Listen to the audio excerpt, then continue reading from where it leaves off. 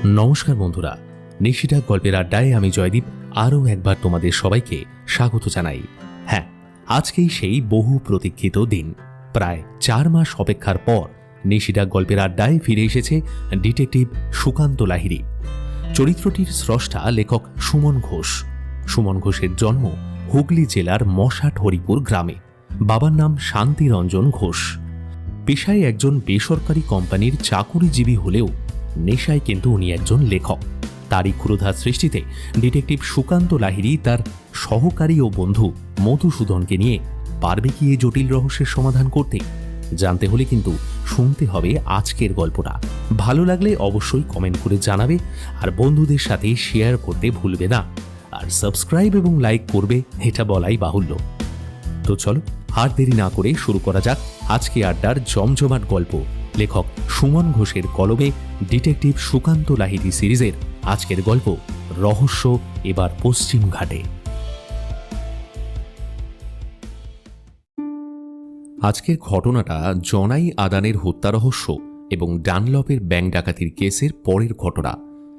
এখানে বলে রাখি, লালবাজার থানার ওসি মানে আমাদের কলেজের বন্ধু রথিকান্ত সান্যাল জনাই আদানের একটা মার্ডার কেসের কিনারা করতে ডেকেছিল আমাদের। আরও একটা ব্যাপার যে সেই সময় ডানলপের একটা ব্যাংকে কিছু ডাকাতি করে পালাতে সক্ষম হয় এবং সেই ঘটনার পর পুলিশ সেই ডাকাত দলকে ধরার আপ্রাণ চেষ্টাও করেছিল, কিন্তু প্রমাণের এতই অভাব ছিল যে কারা এই কাজ করেছিল তার টিকিট নাগালও সেই সময় পাওয়া যায়নি। এমন সময় জনাই আদানের মার্ডার কেসের ব্যাপারে লালবাজার থানার ডেপুটি কমিশনার এবং ওসি যখন আমাদের সাহায্য চায়, তখন সেই কেসে তদন্ত করতে আমরা জানতে পারি যে ব্যাংক ডাকাতি এবং মার্ডার কেস দুটো ভিন্ন নয়, বরং এক। এবার বলি, এক ঢিলে দুই পাখি মারার পর সুকান্ত লালবাজার থানার ওসি মানে রথিকান্ত সান্যালের কাছে একটা আবদার করে বসে। আবদারটা হলো, আমরা পশ্চিমঘাট পর্বতমালা ভ্রমণে যেতে চাই এবং ভ্রমণে যাওয়ার সমস্ত ব্যবস্থা রথিকান্ত সান্যালকে করে দিতে হবে। রথিকান্ত সমস্ত ব্যবস্থা করে দেওয়ার কথা দেয়। এমনই একদিন সকালে আমাদের বাড়ির টেলিফোনটা বাজতে আমি গিয়ে ফোনটা ধরলাম। ফোনের ওপারে ছিল রথিকান্ত। হ্যালো, হ্যাঁ সুকান্ত? না, আমি মধুসূদন বলছি। ও মধুসূদন, এই আমি রতিকান্ত বলছি রে। শোন না, এই আমি যে বলেছিলাম না এই মাসের 7 তারিখে তোদের ওই পশ্চিমঘাট যাওয়ার সব ব্যবস্থা করে দেবো, তা মোটামুটি সব ব্যবস্থা কিন্তু হয়ে গেছে বুঝলি। এখন যদি তোরা অন্য কোনো কেস হাতে নিয়ে থাকিস আমাকে বলিস, যেতে পারবি না তাহলে কিন্তু কিছু করার নেই ভাই। কারণ আমার এক চেনাশোনা টিকিট এজেন্ট রয়েছে, তাকে দিয়ে একটু আগেই তোদের তৎকালের টিকিটও কাটানো হয়ে গেছে। কালকেই ট্রেন কিন্তু। না না, এখন আমাদের হাতে তেমন কোনো কেস নেই, আমরা যাব কালকে। আচ্ছা, কোন ট্রেন একটু বলবি? ওই তো কালকে দুপুরবেলা 1:50, হাওড়া থেকে গীতাঞ্জলি এক্সপ্রেস করে নাসিক। তারপর তো তোরা মহারাষ্ট্রের নাসিকে একদিন থাকবি বললি, তারপর ওখান থেকে পুনা হয়ে কোদাইকানাল অবধি টিকিট করিয়ে দিয়েছি। ঠিক আছে, তোরা যেমন যেমন বলেছিলি তেমনই করেছি। আচ্ছা শোন, আমাকে একটু বেরোতে হবে বুঝলি। আমি সন্ধেবেলা তোদের ওখানে গিয়ে টিকিটগুলো দিয়ে আসবো। আর বাকি কথা গিয়ে বলছি, ঠিক আছে? রাখছি রে। কিরে, তুই আবার কোথায় গিয়েছিলিস?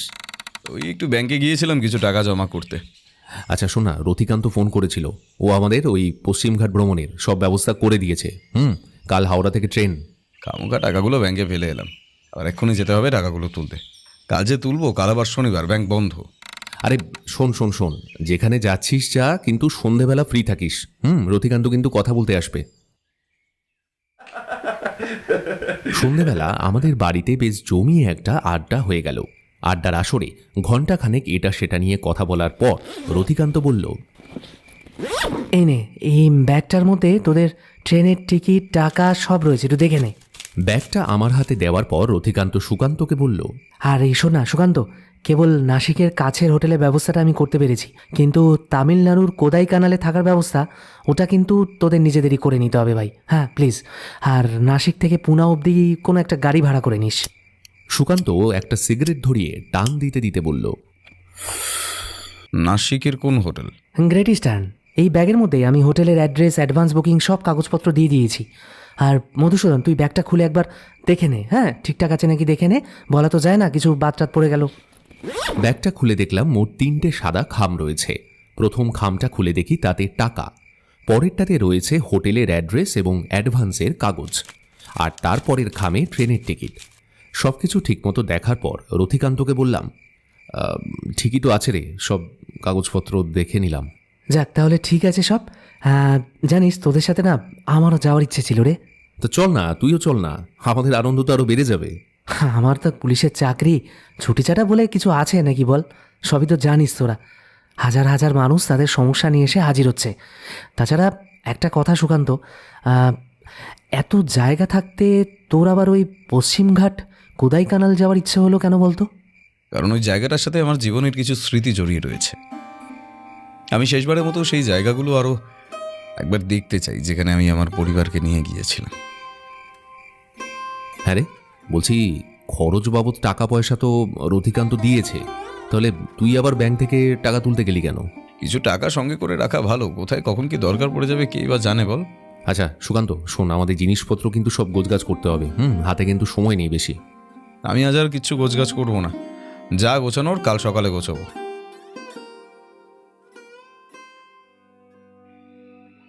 পরের দিন সকালবেলা সুকান্তর ঘরে গিয়ে দেখি ও জামা কাপড় গুছগাছ করছে। আমি আমার সব জিনিস কাল রাতেই গুছিয়ে নিয়েছিলাম। হাওড়া থেকে 1:50 ট্রেন। সুকান্ত বলেছিল ট্যাক্সি ভাড়া করে স্টেশন অবধি যাওয়া হবে। এরপর স্নান সেরে বাইরে একটা হোটেলে দুপুরের ভোজটা সেরে নিলাম আমরা। যদিও ট্রেনে দুপুরের খাবার দেবে, কিন্তু কখন দেবে ঠিক নেই, তাই আগেভাগে খেয়ে বেরোনোই ভালো। ট্যাক্সি নিয়ে পৌঁছে গেলাম হাওড়া স্টেশন। 1:50 ট্রেন ছাড়ার কথা থাকলেও ট্রেনের অ্যানাউন্সমেন্টই হলো 1:45। আমাদের টিকিটটা ফার্স্ট ক্লাসের।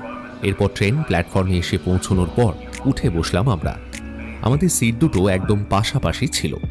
সুকান্ত ওর সিটে বসে একখানা খবরের কাগজ পড়তে শুরু করলো। আমিও সঙ্গে করে শার্লক হোমসের একটা বই এনেছিলাম। আমিও বইটা খুলে পড়বার চেষ্টা করলাম। একসময় ঘড়িতে দেখি 2:20 বাজে, তখন আমাদের ট্রেনটা ছাড়ল। ট্রেনটা না ছাড়া অব্দি বইয়ের পাতাগুলো কেবল উল্টে পাল্টেই দেখছিলাম। কোনো একখানা গল্পে কিছুতেই মনোসংযোগ করতে পারছিলাম না, কিন্তু ট্রেনটা ছেড়ে দেওয়ার পর দ্য অ্যাডভেঞ্চার অফ বেরি নামক একটি গল্পে মন বসল।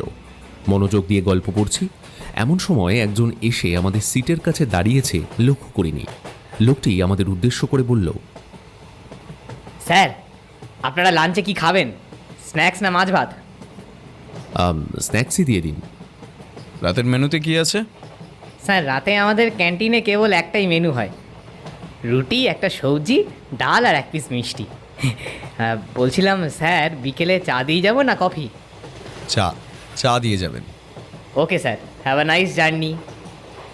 খেতে খেতে আবার গল্পে মন দিলাম। গল্প পড়তে পড়তে একসময় ঘুমিয়ে পড়েছিলাম। ঘুম ভাঙল সুকান্তর ডাকে। উঠে দেখি সন্ধেবেলা চা এসে হাজির। আমি সিট ছেড়ে উঠে বেসিনের কাছে গিয়ে চোখে মুখে হালকা জলের ঝাপটা দিলাম। এরপর চা খেতে খেতে দেখলাম ট্রেন এসে থেমেছে খড়গপুরে। সুকান্ত ওর চা শেষ করে বাথরুমের দিকে গেল। বুঝতেই পারছিলাম যে সিগারেটের টান ধরেছে বেচারার। এরপর খড়গপুর থেকে একজন লোক উঠল, আমাকে জিজ্ঞেস করলো, এটা কি 28? না, এটা 27। ও, আমার 28। বলে আমাদের সিটের একদম বিপরীত সিটে গিয়ে বসলো। দেখলাম সিটের উপরে ক্ষুদ্র সংখ্যায় লেখা রয়েছে 28। ট্রেন ছাড়লে সুকান্ত ফিরে এসে বলল, সিগারেট খাবি? আমি হাত বাড়াতে পকেট থেকে সিগারেটের প্যাকেট আর ম্যাচ বক্সটা আমার হাতে ধরিয়ে দিয়ে বলল, বাথরুমের ভিতরে চলে যা, তবে সাবধান কিন্তু, ওদিকে একটা টিটি রয়েছে। আমি উঠে গেলাম। ফিরে এসে দেখি ওই 28 নাম্বার সিটের লোকটার সাথে সুকান্তর বেশ জমে উঠেছে। আরে মধুসূদন, ইনি হলেন সোমেশ্বর গাঙ্গুলি। ইনি একজন সায়েন্টিস্ট। ইনি তোর পূর্ব পরিচিত নাকি? আগে না গোয়েন্দা মশাই, ওনার সাথে আমার পরিচয় হয়েছে মাত্র 2 মিনিট আগে। বাই দ্য ওয়ে, একটু আপেল খাবেন নাকি সুকান্ত বাবু? না না, আপনি খান। আপনি খাবেন নাকি মধুসূদন বাবু? না না, এইমাত্র চা খেলাম, আপনি খান। ও আই সি। আমার আবার এই সময় একটু ফল না হলে চলে না। আচ্ছা, একটা কথা জিজ্ঞাসা করতে পারি সুকান্ত বাবু? অবশ্যই। আপনারা কি গোয়েন্দাগিরির কাজে নাসিক যাচ্ছেন? একদমই না, আমরা যাচ্ছি পশ্চিমঘাট ভ্রমণে। ওখানে ডেকান ট্র্যাপ অঞ্চলের কালসুবাই দেখে ওখান থেকে রওনা দেবো তামিলনাড়ুর কোদাইকানাল। এবার সোমেশ্বর গাঙ্গুলি বিস্ময়কর দৃষ্টিতে বেশ কিছুক্ষণ তাকিয়ে থাকার পর বললেন, কি বললেন? কোদাই কানাল? আরে মশাই, আমিও তো কোদাই কানালই যাচ্ছি। আপনিও কি মানে ঘুরতে যাচ্ছেন ওখানে? না মধুসূদন বাবু, আমি যাচ্ছি একটা রিসার্চ করতে। বাই দ্য ওয়ে, কোদাই কানালে আপনারা কোথায় যাচ্ছেন? হোটেল তো ওই গ্রামে খুব একটা নেই, তবে বছর চারেক আগেও আমি ওখানে একবার গিয়েছিলাম। তখন ওখানে একটা ছোটোখাটো রিসর্টে থেকেছিলাম অবশ্য। এবারেও ওখানেই থাকবো ভাবছি। রিসর্টের নামটা আমার ঠিক মনে পড়ছে না, যতটুকু মনে পড়ছে এই রিসর্টের মালিকও বাংলায় কথা বলতে পারে। আচ্ছা, ওই রিসর্টের মালিকের নাম কি শ্রীনিবাস? এক্স্যাক্টলি, শ্রীনিবাস। কিন্তু আপনি জানলেন না কিভাবে? আরে লাহিড়ী মশাই, আমিও তো ওখানে গিয়েই ওনার রিসর্টেই থাকছি। এর আগেও বেশ কয়েকবার কাজের জন্য কোদাই কানালে যেতে হয়েছে আমাকে। কোদাই কানাল গেলে আমি বরাবরই ওই রিসর্টেই উঠি। তাই তো রিসর্টের মালিক শ্রীনিবাস কামলের সাথে আমার ভালোই পরিচয় হয়ে উঠেছে। তখন প্রায় 8:30 বাজে। পাশে সিটে সোমেশ্বরবাবু একখানা চাদর মুড়ি দিয়ে শুয়ে আছেন। সুকান্ত ওর সিটে পা ছড়িয়ে দেওয়ালে পিঠ ঠেকিয়ে একখানা বই পড়ছে। আমার ব্যাগে তাস ছিল, সময় কাটাতে দরকার লাগবে জেনে তাস নিয়ে এসছিলাম। এবার ব্যাগ থেকে সেটা বের করে সুকান্তকে বললাম, এই সুকান্ত, আরে রাখ তো বইটই, ভালো লাগছে না। এ দেখ, তাস এনেছি, খেলবি? আর সোমেশ্বরবাবুকে ডাক না, 3 জনে খেলা যাবে। না, উনি বিশ্রাম নিচ্ছেন, এখন ওনাকে ডাকার দরকার নেই, উনি উঠলে পর বলবো। পরক্ষণে চাদরের ভিতর থেকে মুখ বাড়িয়ে সোমেশ্বরবাবু বললেন, মধুসূদন বাবু, আমিও তাস খেলবো আপনাদের সাথে। আমি ঘুমোইনি, ভালো লাগছিল না আর কি, তাই শুয়েছিলাম। এরপর সোমেশ্বরবাবু আমার সিটে এসে জাঁকিয়ে বসলেন। এরপর চলল আমাদের খেলা প্রায় 1.5 ঘন্টা। হাত ঘড়িতে রাত তখন 10টা। আমাদের ডিনার এসে হাজির।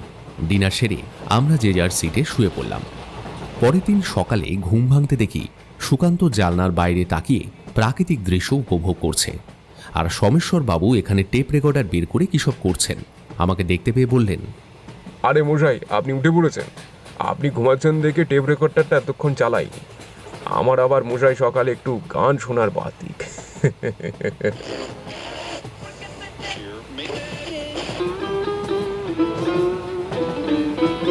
আমি উঠে গিয়ে ফ্রেশ হয়ে এসে যা বুঝলাম, পরিস্থিতি একেবারেই বিগড়ে গেছে।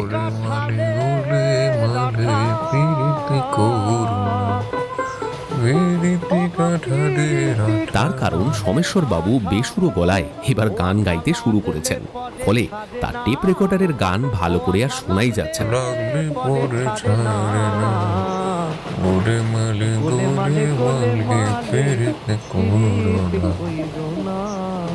দেখতে দেখতে দুপুর, তারপর বিকেল, তারপর আবার সন্ধে হয়ে গেল। 6:30 নাগাদ আমাদের ট্রেন নাসিক এসে থামল। সোমেশ্বরবাবু আমাদের সাথে নাসিকেই নামলেন, যদিও উনি প্রথমে বলেছিলেন উনি ইগতপুরীতে নামবেন।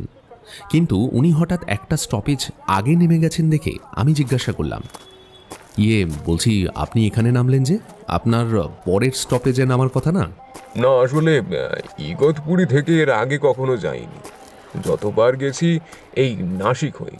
শুনেছিলাম ইগতপুরী থেকে একটা শর্টকাট রাস্তা আছে, তাই এবারে ওখানে নামার সিদ্ধান্ত নিয়েছিলাম। কিন্তু এই অন্ধকারে ওই শর্টকাট ধরে যাওয়া খুব একটা সুবিধা হবে বলে মনে হয় না, তাও আবার পাহাড়ি রাস্তা। কি আপনি কি বলেন মিস্টার লাহিড়ী? এখানে নেমে ঠিক করিনি? একদম ঠিক কাজ করেছেন। আচ্ছা সোমেশ্বরবাবু, আসি, এই সামনেই আমাদের হোটেল। অত কোদাই কানাল গিয়ে আপনার সঙ্গে আবার দেখা হবে। তাছাড়া আপনি কি এখান থেকে কোনো প্রাইভেট গাড়ি ভাড়া করে যাবেন? হ্যাঁ মিস্টার লাহিড়ী, আমি এখান থেকে একটা প্রাইভেট ক্যাব ভাড়া করে নেব। আর কোদাই কানালে গিয়ে আমাদের আবার যেন দেখা হয়, কেমন? আসি। ভালো থাকবেন। এরপর সোমেশ্বরবাবু ওনার গন্তব্যের পথ ধরলেন, আর আমরা আমাদের হোটেলের পথ। হোটেলের রিসেপশনে অ্যাডভান্স বুকিংয়ের কাগজটা বের করে দেখাতেই হোটেলের একজন স্টাফ লিফটে করে আমাদের 5 তলায় নিয়ে গেল। তারপর 114 নম্বর ডবল বেড রুমটা ওপেন করে রুমের চাবিটা আমার হাতে দিয়ে বলল, ये लीजिए सर, आप लोगों का रूम। बहुत दूर से आप लोग आए हैं, अभी थोड़ा आराम कर लीजिए। आप लोगों का सामान मैं अभी भिजवा देता हूँ। বলেই লোকটি চলে গেল। 114 নম্বর রুমটা খুব একটা বড় না হলেও মোটামুটি কাজ চালিয়ে নেওয়া যাবে। 1.5 দিন ট্রেন জার্নি করার পর আমাদের দুজনেরই শরীর বেশ খানিকটা ক্লান্ত হয়ে পড়েছিল, তাই একটু ফ্রেশ হই আমরা একটা করে বেড দখল করে বিশ্রামে মগ্ন হলাম। অতিরিক্ত ক্লান্তিতে আমার দু চোখের পাতা কিছুতেই এক করতে পারছিলাম না। সুকান্ত পাশ ফিরে শুয়েছিল। রুমটা একেবারে নিস্তব্ধ। ওকে আর বিরক্ত না করে আবার গল্পের বই খুলে পাতা উল্টালাম। বেশ কিছুক্ষণ পর নিজেই বিরক্ত হয়ে জানলার কাছে গিয়ে দাঁড়ালাম। 5 তলা থেকে নিচের রাস্তায় চলতি গাড়িগুলোকে অনেকটা ছোট আকারে দেখাচ্ছিল। ভাবলাম হোটেলের বাইরেটা একবার দেখে আসি। তারপর দরজা খুলে বাইরে বেরোলাম। আমাদের ঘর থেকে বেরিয়ে লিফট অথবা সিঁড়ির পথ ধরার জন্য বারান্দায় দিয়ে সোজা গিয়ে বাঁদিকে বেঁকে কিছুটা যেতে হবে। ঘর থেকে বেরিয়ে বাইরে থেকে লক করছিলাম, কারণ অচেনা জায়গা, তার উপর সুকান্ত ঘুমোচ্ছে। এহেন অবস্থায় ঘর লক না করে বাইরে বেরোনোটা খুব একটা সুবিধাজনক হবে না। কিন্তু ঘরটা বাইরে থেকে লক করতে করতে একটা অদ্ভুত জিনিস লক্ষ্য করলাম। দেখলাম একটা লোক নিচে নামার পথের ঠিক বাঁদিকের দেওয়ালের আড়াল থেকে আমাকে লক্ষ্য করছে। আমি তার দিকে দেখা মাত্রই সে চট করে সরে গেল। তারপর আমিও সেই দিকে এগিয়ে গেলাম এবং লিফটে করে নিচে নামলাম। রাস্তায় বেরিয়ে কিছুটা হাঁটার পর একটা দোকানে গরম গরম সিঙ্গারা ভাজছে দেখে দাঁড়িয়ে পড়লাম। একটু গলা ঝাঁকিয়ে বললাম, ইয়ে সামোসা কিতনা করকে? উত্তর পেলাম 4 টাকা পিস। বললাম, দে দিজিয়ে। শালপাতায় করে দোকানদার 2টো সিঙ্গারা এগিয়ে দিল। এখানকার সিঙ্গারা খাওয়ার পদ্ধতি একটু অন্য রকমের। শালপাতায় করে শুধু সিঙ্গারা দেওয়া হয় না, তার সঙ্গে একটা তরকারিও দেওয়া হয়। এখানকার লোকজন সেই তরকারির সঙ্গে সিঙ্গারাটাকে চটকে মেখে তারপর খায়। কিন্তু আমি একজন আদ্যপান্ত বাঙালি। বাঙালির পক্ষে ওইভাবে সিঙ্গারা খাওয়া কোনোভাবেই সম্ভব নয়। কিন্তু কি আর করব, যেহেতু তরকারি দেওয়া হয়েই গেছে তাই সেটা আর ফেরত দেওয়া যাবে না। তাই সিঙ্গারাগুলোর উপর ভেঙে খেতে খেতে আমার চোখ গিয়ে পড়ল রাস্তার ঠিক ওপারে একটা চায়ের দোকানে। চায়ের দোকানটা দেখতে পেয়ে বেশ খুশি হলাম। মনে মনে ভাবলাম সিঙ্গারা খাওয়ার পর 1 কাপ চা খাবো জমিয়ে। কিন্তু হঠাৎই দেখলাম দোকানের সামনে 1 কাপ চা হাতে দাঁড়িয়ে রয়েছে সেই লোকটা, যাকে আমি হোটেলে আড়াল থেকে আড়ি পাতে দেখেছিলাম। হোটেলে লোকটার মুখ আমি ভালো করে দেখতে পাইনি, কিন্তু লোকটার গায়ে একটা হলুদ রঙের শার্ট লক্ষ্য করেছিলাম। এই লোকটার গায়েও ঠিক একই রকম হলুদ রঙের শার্ট দেখতে পেয়ে সন্দেহটা আরও জোরালো হলো। তাহলে কি লোকটা ফলো করছে আমায়? কিন্তু কেন? এরপর রাস্তা টপকে আমি ওপারে যেতে যাচ্ছিলাম, এমন সময় লোকটা কিছু একটা বুঝতে পেরে সোজা হাঁটা দিল। আমিও ওর পিছন পিছন যাচ্ছিলাম, কিন্তু হঠাৎ লোকটা যে কোথায় চলে গেল আর দেখতে পেলাম না। আমি হোটেলে ফিরে এলাম। রুমে প্রবেশ করে দেখি সুকান্ত উঠে পড়েছে। আমাকে দেখতে পেয়ে বলল, কিরে, কোথায় গিয়েছিলি? আরে ঘরে বসে বোর হচ্ছিলাম, তাই একটু বাইরে গেছিলাম। আচ্ছা শোনা সুকান্ত, আমার মনে হচ্ছে কেউ একজন আমাদের ফলো করছে। তাই নাকি? তুই কিভাবে বুঝলি? আরে একটু আগেই রুম থেকে বেরিয়ে দরজাটা লক করার সময় দেখি লোকটা দেওয়ালের আড়াল থেকে আমাকে দেখছে। আমার নজর পড়া মাত্রই শট করে সরে গেল। প্রথমবার অতটা গুরুত্ব দিইনি। তারপর হোটেলে? হ্যাঁ হোটেলেই। তারপর রাস্তায় বেরিয়ে বেশ কিছুটা হেঁটে যাওয়ার পর একটা দোকানে দাঁড়িয়ে সিঙ্গারা খাচ্ছিলাম আর কি। তখন লোকটাকে দেখলাম উল্টো দিকে একটা চায়ের দোকান থেকে আমার দিকে দেখছে। এবার কেন আমাকে ফলো করছে মানে জিজ্ঞেস করতেই যাব, এমন সময় বোধহয় কিছু একটা বুঝতে পেরেছে, বুঝেছিস? আর সেখানে দাঁড়ালো না, সোজা হাঁটা দিয়েছে। আমিও পিছু নিয়েছিলাম, কিন্তু আচমকা কোথায় হারিয়ে গেল বুঝতে পারলাম না। দেখ মধুসূদন, এটা আমাদের কাছে একটা অচেনা শহর, আর আমাদের এখানে কে বা চেনে বল? সবচেয়ে বড় কথা, আমরা এখানে কোনো কেসের ব্যাপারে আসিনি। একটা লোক তো আর আমাদের এমনি এমনি ফলো করবে না। যদি আমরা এখানে কোনো কেসের ব্যাপারে আসতাম তাহলে বিষয়টা ভাবনার ছিল, কিন্তু আমরা তো এখানে কোনো কেসের ব্যাপারে আসিনি। আমরা এসেছি ঘুরতে। আমার মনে হয় লোকটা স্বাভাবিকভাবেই রুমের বাইরে এবং ওই চায়ের দোকানে ছিল। কিন্তু সেটা কিভাবে সম্ভব? মানে লোকটার দৃষ্টিভঙ্গি যে অন্য কিছু বলছিল। এটাই আমি তোকে বোঝানোর চেষ্টা করছি। গোয়েন্দাগিরির কাজ করে করে আমাদের এমন কিছু বদ অভ্যেস হয়ে গেছে যে কোনো মানুষের স্বাভাবিক আচরণের মধ্যেও আমরা রহস্য খুঁজে বার করার চেষ্টা করি। ও কিচ্ছু নয়, ওসব নিয়ে ভাবিস না। মনে রাখিস, আমরা কিন্তু এখানে ঘুরতে এসেছি, আর কাল অনেক সকাল সকাল কিন্তু আমাদের বেরোতে হবে, নাহলে আমরা কিন্তু ওই ড্রাগন ট্র্যাপ অঞ্চলের বেশ কিছু জায়গা কিন্তু একেবারে মিস করে যাব। ওদিকে আবার কাল সন্ধ্যায় আমাদের এখান থেকে বেরিয়ে পড়তে হবে। এরপর খাওয়া দাওয়া সেরে শুয়ে পড়লাম। সুকান্তর বলা কথাগুলোর পর আমারও কেন জানি না মনে হলো হয়তো কি জানি আমারই মনের ভুল। পরের দিন সকাল 8টা নাগাদ আমরা হোটেল থেকে বেরিয়ে পড়লাম। হোটেল থেকে বেরোনোর আগে ম্যানেজারের কাছ থেকে জেনেছিলাম যে ট্যাক্সি কোথা থেকে পাওয়া যাবে। ম্যানেজার মশাই বলেছিল এখান থেকে বেরিয়ে বাঁদিকের রাস্তা ধরে মিনিট 5 হাঁটলেই পাওয়া যাবে ট্যাক্সি স্ট্যান্ড। সেখানে পৌঁছে সুকান্ত একজন গাড়িওয়ালাকে জিজ্ঞাসা করল, ভাইয়া চলেঙ্গে? हाँ जाएंगे जाएंगे, कहाँ जाएंगे? ये आसपास घूमने चले, इगतपुरी, मालेगांव, तलघाट, भोरघाट, ये सब जगह घूम के फिर यही वापस आएंगे। हाँ हाँ 800 रुपये लगेगा। আমরা আর দরাদরি না করে উঠে পড়লাম গাড়িতে। রাস্তায় যেতে যেতে ড্রাইভার ভদ্রলোকটির সঙ্গে বেশ ভালোই কথাবার্তা চলতে লাগলো। জানতে পারলাম তার নাম বিপুল যাদব। তার বাড়ি নাসিক শহর থেকে সামান্য দূরে। গাড়িটা তার নিজেরই। লোকটা বেশ খোলা মনের, এমনকি তার সারাদিনে কত রোজগার হয় সেটাও সে আমাদের বলে ফেলল। আমি বললাম, ভাইয়া আপ কিতনা কামাতে হো ও ভি बोल डाले, अजीब आदमी हो आप। अब बोलने में क्या है साहब, आपके बोलने से तो मेरा काम नहीं चला जाएगा, नहीं ना साहब, उस ऊपर वाले के हाथ में है साहब। चलिए। विपुल जी आप बहुत अच्छे आदमी हो, आपसे बात करके अच्छा लगा। हाँ हाँ हाँ लीजिए सर, ये आपका इगतपुरी आ गया। গাড়ি থেকে নেমে দেখলাম রাস্তাটা খুব সরু, দুপাশের গাছগাছালির মধ্যে দিয়ে চলে যাওয়া সরু পথ। একটু এগোতেই পথের একেবারে শেষ সীমান্তে এসে পৌঁছলাম। পথের শেষ সীমান্ত ঘিরে রাখা আছে লোহার পাইপ দিয়ে। নিচে রয়েছে বিশাল খাদ, সামনে উঁচু উঁচু পাহাড়। তার মধ্যে সবচেয়ে উঁচু পাহাড়টাকে দেখিয়ে সুকান্ত বলল, মধুসূদন, সবচেয়ে বড় যে পাহাড়টা দেখতে পাওয়া যাচ্ছে ওই যে ওইটা, হ্যাঁ ওটাই হলো এই পশ্চিম ঘাটের উত্তর অংশের সর্বোচ্চ শৃঙ্গ, নাম কালসুবাই। আর দূরে ওই যে ছোট ছোট পাহাড়ের মতো দেখা যাচ্ছে, ওগুলো কিন্তু পাহাড় নয়, ওগুলো হলো এক একটা আগ্নেয়গিরি।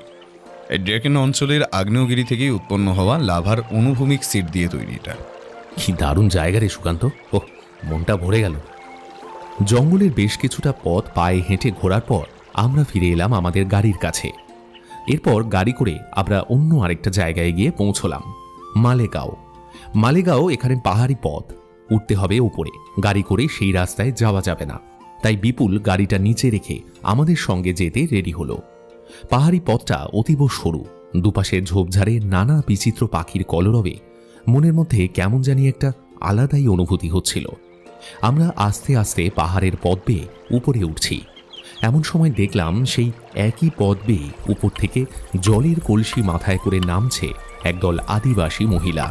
তারা আমাদের একদম পাশ কাটিয়ে বেরিয়ে যাওয়ার পর বিপুল বলল, साहब इस पहाड़ के नीचे एक गांव है, ये लोग उसी गांव में रहते हैं। लेकिन विपुल जी ये लोग इतने ऊपर पानी लेने क्यों जाते हैं, इनके गांव में पानी नहीं है क्या? हाँ साहब आप एकदम ठीक समझे हैं, इस पूरे मालेगांव में पानी बहुत कम है। अभी जिस पहाड़ में हम लोग चढ़ रहे हैं, इस पहाड़ का नाम है संचुआ। और इस पहाड़ का ठीक नीचे वो दिख रहा है ना छोटा सा गांव है, उस गांव का नाम भी इस पहाड़ से है संचुआ गांव। और ये उसी गांव में रहने वाले आदिवासी लोग हैं। इन लोगों के गांव में पानी थोड़ा बहुत आता है, लेकिन वो पीने लायक नहीं है सर, इसीलिए ऊपर एक झोड़ा है, वहाँ से वो लोग पानी ले आते हैं। মনে মনে ভাবলাম এদেশে এখনো কিছু মানুষ জলের জন্য হাহাকার করে। কথা বলতে বলতে আমরা ওই সানচুয়া পাহাড়ের একেবারে উপরিভাগে পৌঁছে গেলাম। পাহাড়ের উপরিভাগে দেখলাম একটা ছোট্ট মন্দির রয়েছে। মন্দিরটা বাইরে থেকে বন্ধ। বিপুলকে বললাম, বিপুল জি ये किस देवता का मंदिर है? यहाँ पे हनुमान जी का मंदिर है साहब। रोज सुबह एक ब्राह्मण आते मंदिर में पूजा करते हैं, और दिसंबर महीने में इस मंदिर में हर साल धूमधाम से बहुत पूजा मना जाते हैं।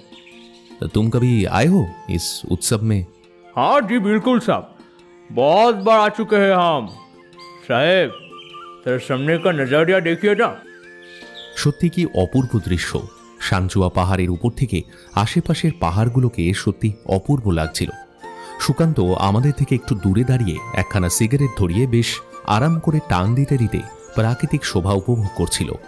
আমি আর বিপুল ওর পাশে গিয়ে দাঁড়াতেই আমাদের সামনের পাহাড়গুলোর একটার দিকে আঙুল দেখিয়ে বলল, মধুসূদন ওই দেখ, ওটা হলো সালাহার পাহাড়। হ্যাঁ সত্যি সুকান্ত, কোনোদিনই ভাবিনি যে ছোটবেলায় মানে ভূগোলের বইতে উল্লিখিত প্রেক্ষাপট সামনাসামনি এভাবে দেখতে পাবো। সত্যি একটু আগে বিপুল যে ঝর্ণার কথা বলল, ওই দেখ নিচে, ওটাই হলো সেই ঝর্ণা। এখানে আসার সময় এক জায়গায় রাস্তা দুভাগে ভাগ হয়ে গেছে, সেটা নিশ্চয়ই দেখেছিস। একটি রাস্তা চলে গিয়েছে ডান দিকে, আর আমরা বাঁ দিক দিয়ে এখানে এসে পৌঁছলাম। ওই ডান দিকে রাস্তাটা ধরে গেলেই পৌঁছবো ওই ঝর্ণার কাছে। আর এখান থেকে সোজা বাম দিকে ভালো করে দেখ, ওই যে হ্যাঁ ওটা ওটা ভালো করে দেখ। আর গিরিপথ দেখতে পাচ্ছিস? হ্যাঁ, পাচ্ছি পাচ্ছি। এটাই হলো থালঘাট গিরিপথ, যে গিরিপথ মুম্বাই থেকে নাসিককে যুক্ত করেছে। এরপর আমরা নিচে নামার পথে ঠিক যে জায়গায় রাস্তা দুভাগে ভাগ হয়েছে সেখান থেকে ডান দিকের পথ ধরে সেই ঝর্ণা একদম সামনে থেকে দেখার পর ফিরে এলাম গাড়িতে। ঘড়ি বলছে বেলা 12:30টার কাছাকাছি বাজে। গাড়িতে উঠে বসা মাত্র চলতে শুরু করলো। এমন সময় আমাদের ভ্রমণ পরিকল্পনার একটু পরিবর্তন হলো। সুকান্ত ড্রাইভার বিপুলকে বলল, विपुल अब गाड़ी घुमा लीजिए और वापस हमें होटल पे ले चलिए। वो ये भोरगढ़ गिरिपथ देखने हम लोग नहीं जाएंगे। अरे क्यों नहीं जाएंगे साहब? मुझसे कुछ गलती हुआ है क्या? বেচারা বিপুল হয়তো ভাবছে ভোরঘাট গিরিপথ দেখতে যাব না বলায় তাকে খানিকটা টাকাও কম দেওয়া হবে। অবশ্য ভাবাটাই স্বাভাবিক, কিন্তু সুকান্ত তাকে আশ্বস্ত করে বলল, अरे भाई साहब आपको चिंता करने की कोई ज़रूरत नहीं है, ठीक है? हम लोग 800 रुपया ही देंगे, ठीक है? अब चलिए। वो क्या है कि आज 4 बजे हम लोग इस होटल को छोड़ देंगे और चले जाएंगे वो पश्चिम घाट की दक्षिणी भाग पे। हाँ, इसलिए आपको गाड़ी घुमाने के लिए बोले। आपको आपका पैसा कम नहीं देंगे। अब चलिए, बाहर रास्ते पे कहीं अच्छा खासा खाने पीने का जगह देखते ही गाड़ी थमाइएगा। हाँ, अबे पहले हम तीनों खाना खाएंगे, उसके बाद फिर चलेंगे, ठीक है? এরপর বিপুল একটা ধাবার কাছে গাড়িটা থামালো। আমরা তিনজন খাওয়া দাওয়া করে ফিরে এলাম হোটেলে। বিপুল আমাদেরকে হোটেলের সামনে নামিয়ে দিয়ে চলে গেল।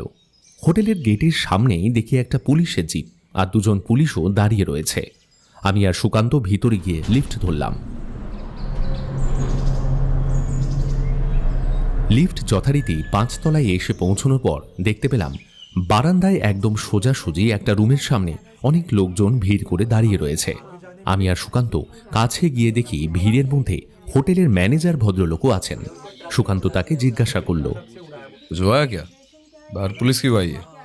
ঘরের ভিতর থেকে একজন পুলিশ অফিসার বেরিয়ে এসে ম্যানেজারকে জিজ্ঞাসা করল, ये दोनों? हाँ सर। वो 5वीं महल में सिर्फ ये लोग और वो आदमी, मतलब पकड़ासी, वो ठहरे थे। সুকান্ত এবার পুলিশ অফিসারটির উদ্দেশ্যে বলল, कुछ हुआ है क्या? हाँ, बाঙালি নাকি? आगे है अपनी बंगाली। মার্ডার হয়েছে, মার্ডার।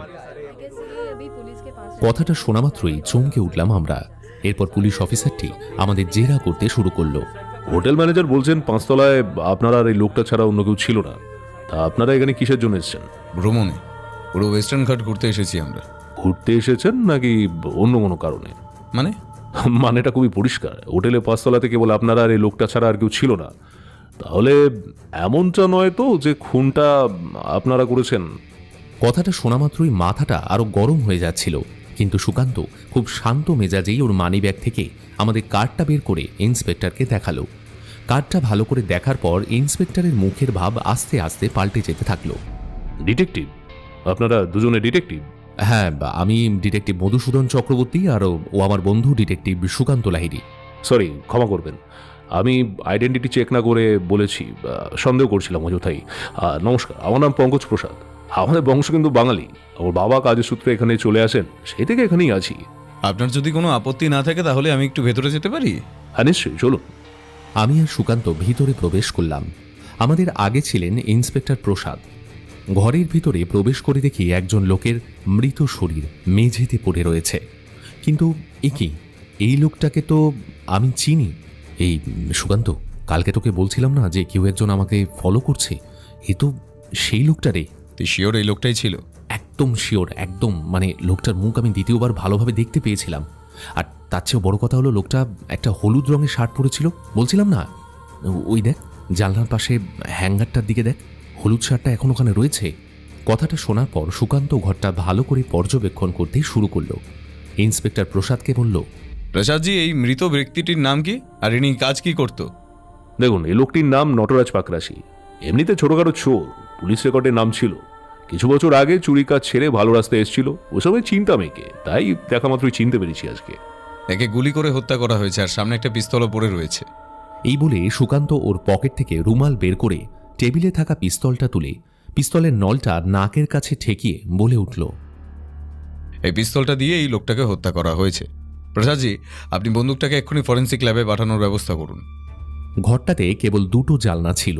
একটা সামনে দাঁড়িয়ে সুকান্ত কিছু একটা খুব মনোযোগ দিয়ে দেখছিল। আমিও সেই দিকে এগিয়ে গিয়ে দেখলাম নিচে নামার জন্য লম্বা করে একখানা কাপড় ঝুলছে জানলার বাইরে। কাপড়টা বাঁধা রয়েছে জানলার সাথে। সুকান্ত হোটেল ম্যানেজারকে জিজ্ঞাসা করল যে লোকটা খুন হয়েছে তার সাথে কি কেউ দেখা করতে এসেছিল কিনা। সুকান্তর প্রশ্নে ইন্সপেক্টর প্রসাদ বললেন, এটা কি প্রশ্ন করলেন সুকান্তবাবু? পরিষ্কার তো দেখাই যাচ্ছে যে প্রথমে পিছনের দেওয়ালের পাইপ বেয়ে উপরে এসে ঢুকেছিল চোর, তারপর খুন করে জানলায় একটা মজবুত কাপড় বেঁধে নিচে নেমে পালিয়ে যায়। আপনার অনুমান অনুযায়ী কোনি দেওয়ালের পাইপ বেয়ে উপরে এসেছিল, তাই তো? তাহলে পালানোর সময় অত পাইপ বেয়ে নিচে নামতে পারতো। হ্যাঁ, পাইপ বেয়ে নামতে পারতো, কিন্তু পাইপ বেয়ে উপরে আসাটা যতটা সোজা, নিচে নামাটা ততটা সহজ নয়। এই জন্যই খুনি প্রথম থেকে নিজের জন্য হয়তো ওই কাপড়টা বেঁধে রেখেছিল। না প্রসাদজি, ওই টেবিলটার দিকে একবার দেখুন, ওখানে গ্লাস দুটো এখনো পড়ে রয়েছে ওখানে, আর গ্লাসগুলোতে এখনো কিন্তু একটু একটু হুইস্কি পড়ে রয়েছে। হ্যাঁ আছে, কিন্তু মানে কি? মানে এই হলো যে এই লোকটাকে যে খুন করেছে সেই লোকটার পরিচিত কেউই ছিল। ওরা দুজন মিলে এই গ্লাসগুলোই হুইস্কি খাচ্ছিল। এই ব্যাপারটা তো আমার মাথায় কেন এলো না প্রথমে? এই মনে হয় অন্য কোনো দিক দিয়ে পালিয়ে গেছে। কথাটা বলা মাত্রই সুকান্ত আমাদের ডাকলো। আওয়াজটা বাথরুমের কাছ থেকে এলো, তাই আমরা বাথরুমের কাছে গেলাম। গিয়ে দেখি বাথরুমে প্যান্ট, জামা, জুতো সহ নকল মাথার পরে থাকা চুল, দাড়ি ইত্যাদি সমস্ত পড়ে রয়েছে।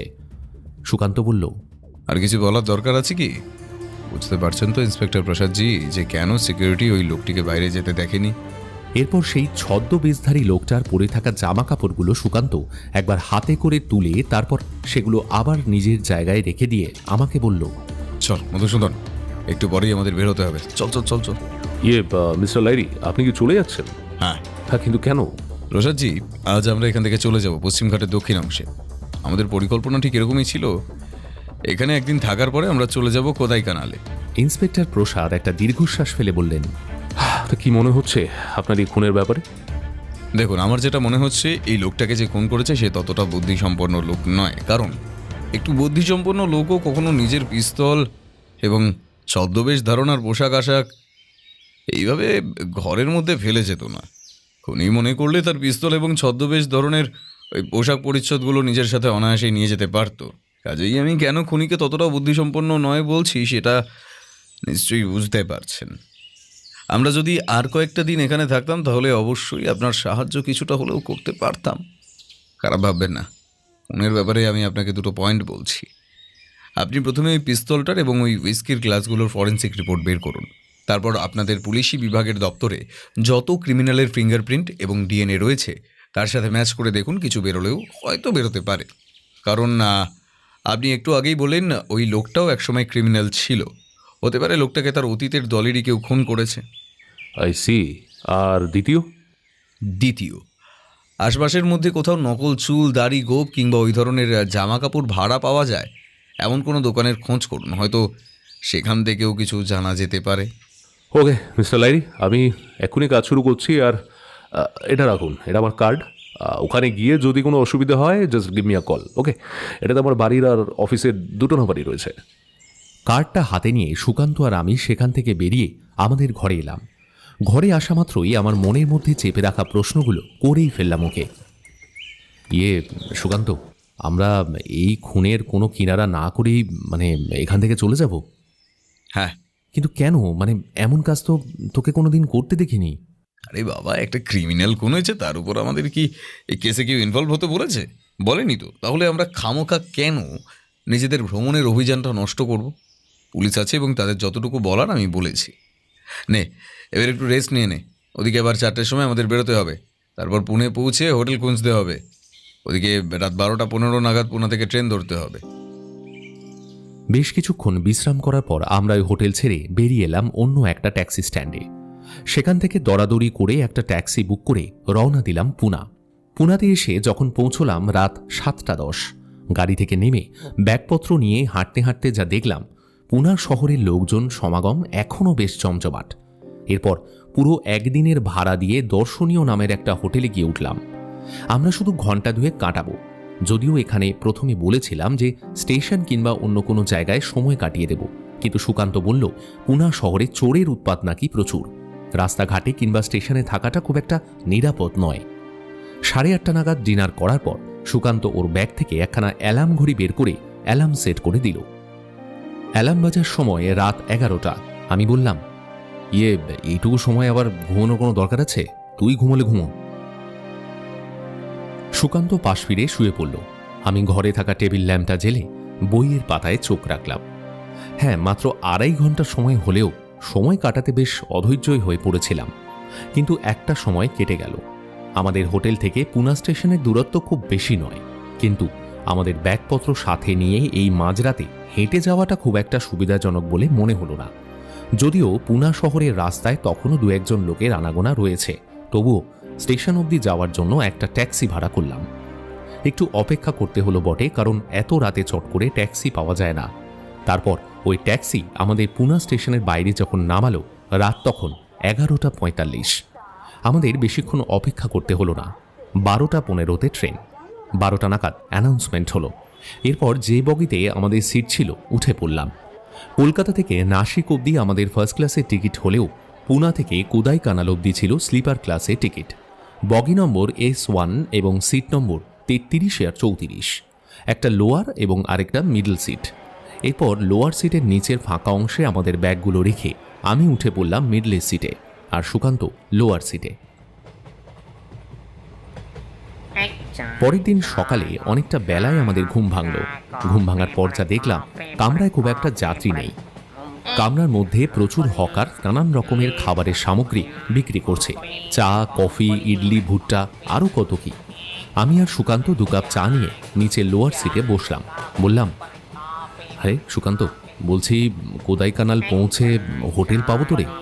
না মানে বলছি, কারণ এখানে তো খুব একটা বিশেষ হোটেল নেই, আর জায়গাটা তো খুব একটা উন্নত মানেরও নয়। আশা করছি পেয়ে যাব। এর আগেও যখন আমি ওখানে গিয়েছিলাম তখন ট্যালি হোটেল নামক একটি হোটেলে উঠেছিলাম। হোটেলটা একদমই পাহাড়ের নিকটে, বুঝলি। আর ওখানে রুম না পেলে আমরা মেন শহরে হোটেল নিয়ে নেব। মেন শহরটা কত দূরে? পাহাড় থেকে প্রায় অনেকটাই দূর, এই ধর না প্রায় 18 কিলোমিটার মতো। বাবা, অনেকটাই তো দূর রে। মধুসূদন, একটা আশ্চর্যের ব্যাপার কি জানিস? কোদাইকানালে পালানি নামক একটি গ্রাম রয়েছে। গ্রামটা ওই ট্যালি হোটেলের একদম পাশে।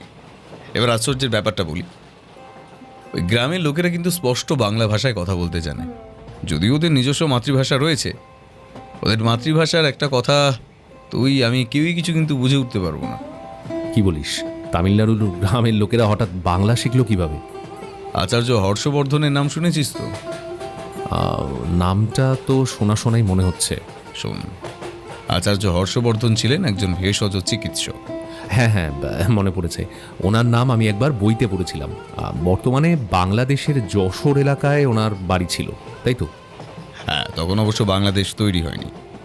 এবার বলি, 1901 সালে তামিলনাড়ুর ওই পালানি গ্রাম থেকে একটা ছোঁয়াচে রোগ সৃষ্টি হয়। রোগটা খুবই দ্রুত ছড়াতে শুরু করে।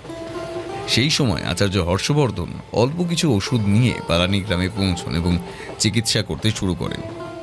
এরপর হর্ষবর্ধন দেখেন তার কাছে যা ওষুধ রয়েছে তা এত মানুষের চিকিৎসা করা কোনোভাবেই সম্ভব নয়। তাই উনি ওই গ্রামেই আশ্রয় গ্রহণ করে। বিভিন্ন গাছের শেকড় এবং ভেষজ উপকরণ সংগ্রহ করে পুনরায় ওষুধ তৈরি করতে থাকেন এবং একই সঙ্গে গ্রামের মানুষের চিকিৎসাও চালিয়ে যান। গ্রামের মানুষেরা হর্ষবর্ধনকে ভগবান মনে করত, আর এই হর্ষবর্ধনই পালানি এবং তার পার্শ্ববর্তী বিভিন্ন গ্রামের লোকেদের বাংলা ভাষা শিখিয়েছিলেন। কথা বলতে বলতে একজন খাবার বিক্রেতাকে সুকান্ত ডেকে বলল, भाई साहब 2 मूंगफली दीजिए। कितने हुए? 10 रुपया साहब। মুমফলে মানে হচ্ছে বাদাম, যে বাদামের খোসা ফাটিয়ে খেতে হয় সেই বাদাম। এরপর বিভিন্ন আলোচনার মধ্যে দিয়ে দিনটা কেটে গেল। রাতে পরোটা আর একটা অদ্ভুত ধরনের চাটনি দিয়ে ডিনার সেরে শুয়ে পড়লাম যে যার সিটে। কাল ভোরে 3:30 নাগাদ আমাদের গন্তব্যস্থলে নামতে হবে। কোদাইকানাল স্টেশনে ট্রেন 2 মিনিটের বেশি দাঁড়াবে না, আর কাল এত ভোরে উঠতে হবে সেই চিন্তায় দুজনেই চোখের পাতা এক করতে পারছিলাম না। সুকান্তর কাছে অ্যালার্ম ঘড়ি থাকলেও ট্রেনের শব্দে কতটা বুঝতে পারবো ডাউট হচ্ছিল, তাই দুজনে তাস খেলে বাকি সময়টা কাটিয়ে দিলাম। একসময় ট্রেন এসে থামল গন্তব্যস্থলে। ট্রেনের ভিতরে দরজা জানলা সব বন্ধ, কিন্তু ব্যাগপত্র নিয়ে স্টেশনে নামতেই বুঝলাম ঠান্ডা কিন্তু দারুণ। এতক্ষণ ট্রেনের মধ্যে ছিলাম বলে বাইরের হাওয়া কিছুটা বুঝতে পারিনি। এরপর আমরা স্টেশনে নিজের নিজের ব্যাগ থেকে গরম জামাকাপড় বের করে গলিয়ে নিলাম। সুকান্ত সামনের বিশ্রাম ঘরে নিদ্রারত এক কুলির নিদ্রা ভঙ্গ করে হোটেলে ট্যালির নাম বলে আমাদের ব্যাগপত্র নিয়ে সেখানে পৌঁছে দিতে বলল। প্রায় অনেক বছর আগে আসার কারণে সুকান্ত এখানে সব রাস্তাঘাট প্রায় ভুলে গিয়েছিল, আর তাছাড়া সারা রাত না ঘুমিয়ে কাটানোর ফলে আমাদের আর ততটা এনার্জিও ছিল না যে ব্যাগপত্র নিয়ে হোটেল অবধি যেতে পারবো। এরপরও বলল হোটেল ট্যালি পৌঁছাতে 10 মিনিট লাগবে, কিন্তু এত অন্ধকার, তার উপর আবার ঠান্ডা, আমি ঠিকমতো হাঁটতেই পাচ্ছিলাম না। ঝটপট পকেট থেকে সিগারেটের প্যাকেটটা বের করে ধরিয়ে নিলাম একটা। সুকান্ত একখানা ধরালো। পায়ে হেঁটে মিনিট 10 চলার পর অবশেষে ট্যালি হোটেলের সামনে এসে পৌঁছলাম। আমাদের মালপত্র যে লোকটি নিয়ে আসছিল সে হোটেলের সামনে মালপত্র নামিয়ে রেখে মজুরি নিয়ে চলে গেল। আমরা হোটেলের ভিতরে গেলাম। হোটেলটা দোতলা, খুব বেশি বড় নয়। ভিতরে গিয়ে দেখি রিসেপশনে খাটিয়া পেতে একজন লোক গায়ে কম্বল মুড়ি দিয়ে শুয়ে রয়েছে। ও ভাইয়া, উঠিয়ে इतने रात को कौन है आप लोग? हम लोग कलकत्ता से आए हैं इधर। रूम मिलेगा? जी बिल्कुल मिलेगा, लेकिन ग्राउंड फ्लोर में नहीं मिलेगा। हाँ, सेकंड फ्लोर में रूम हो जाएगा। ठीक है, चलेगा। এরপর লোকটা একখানা চাবি হাতে নিয়ে আমাদের তার পিছন পিছন আসতে বলল। সিঁড়ি দিয়ে উঠতে উঠতে লোকটা হঠাৎ সুকান্তকে বলল, आपको पहले भी मैंने कहीं देखा है।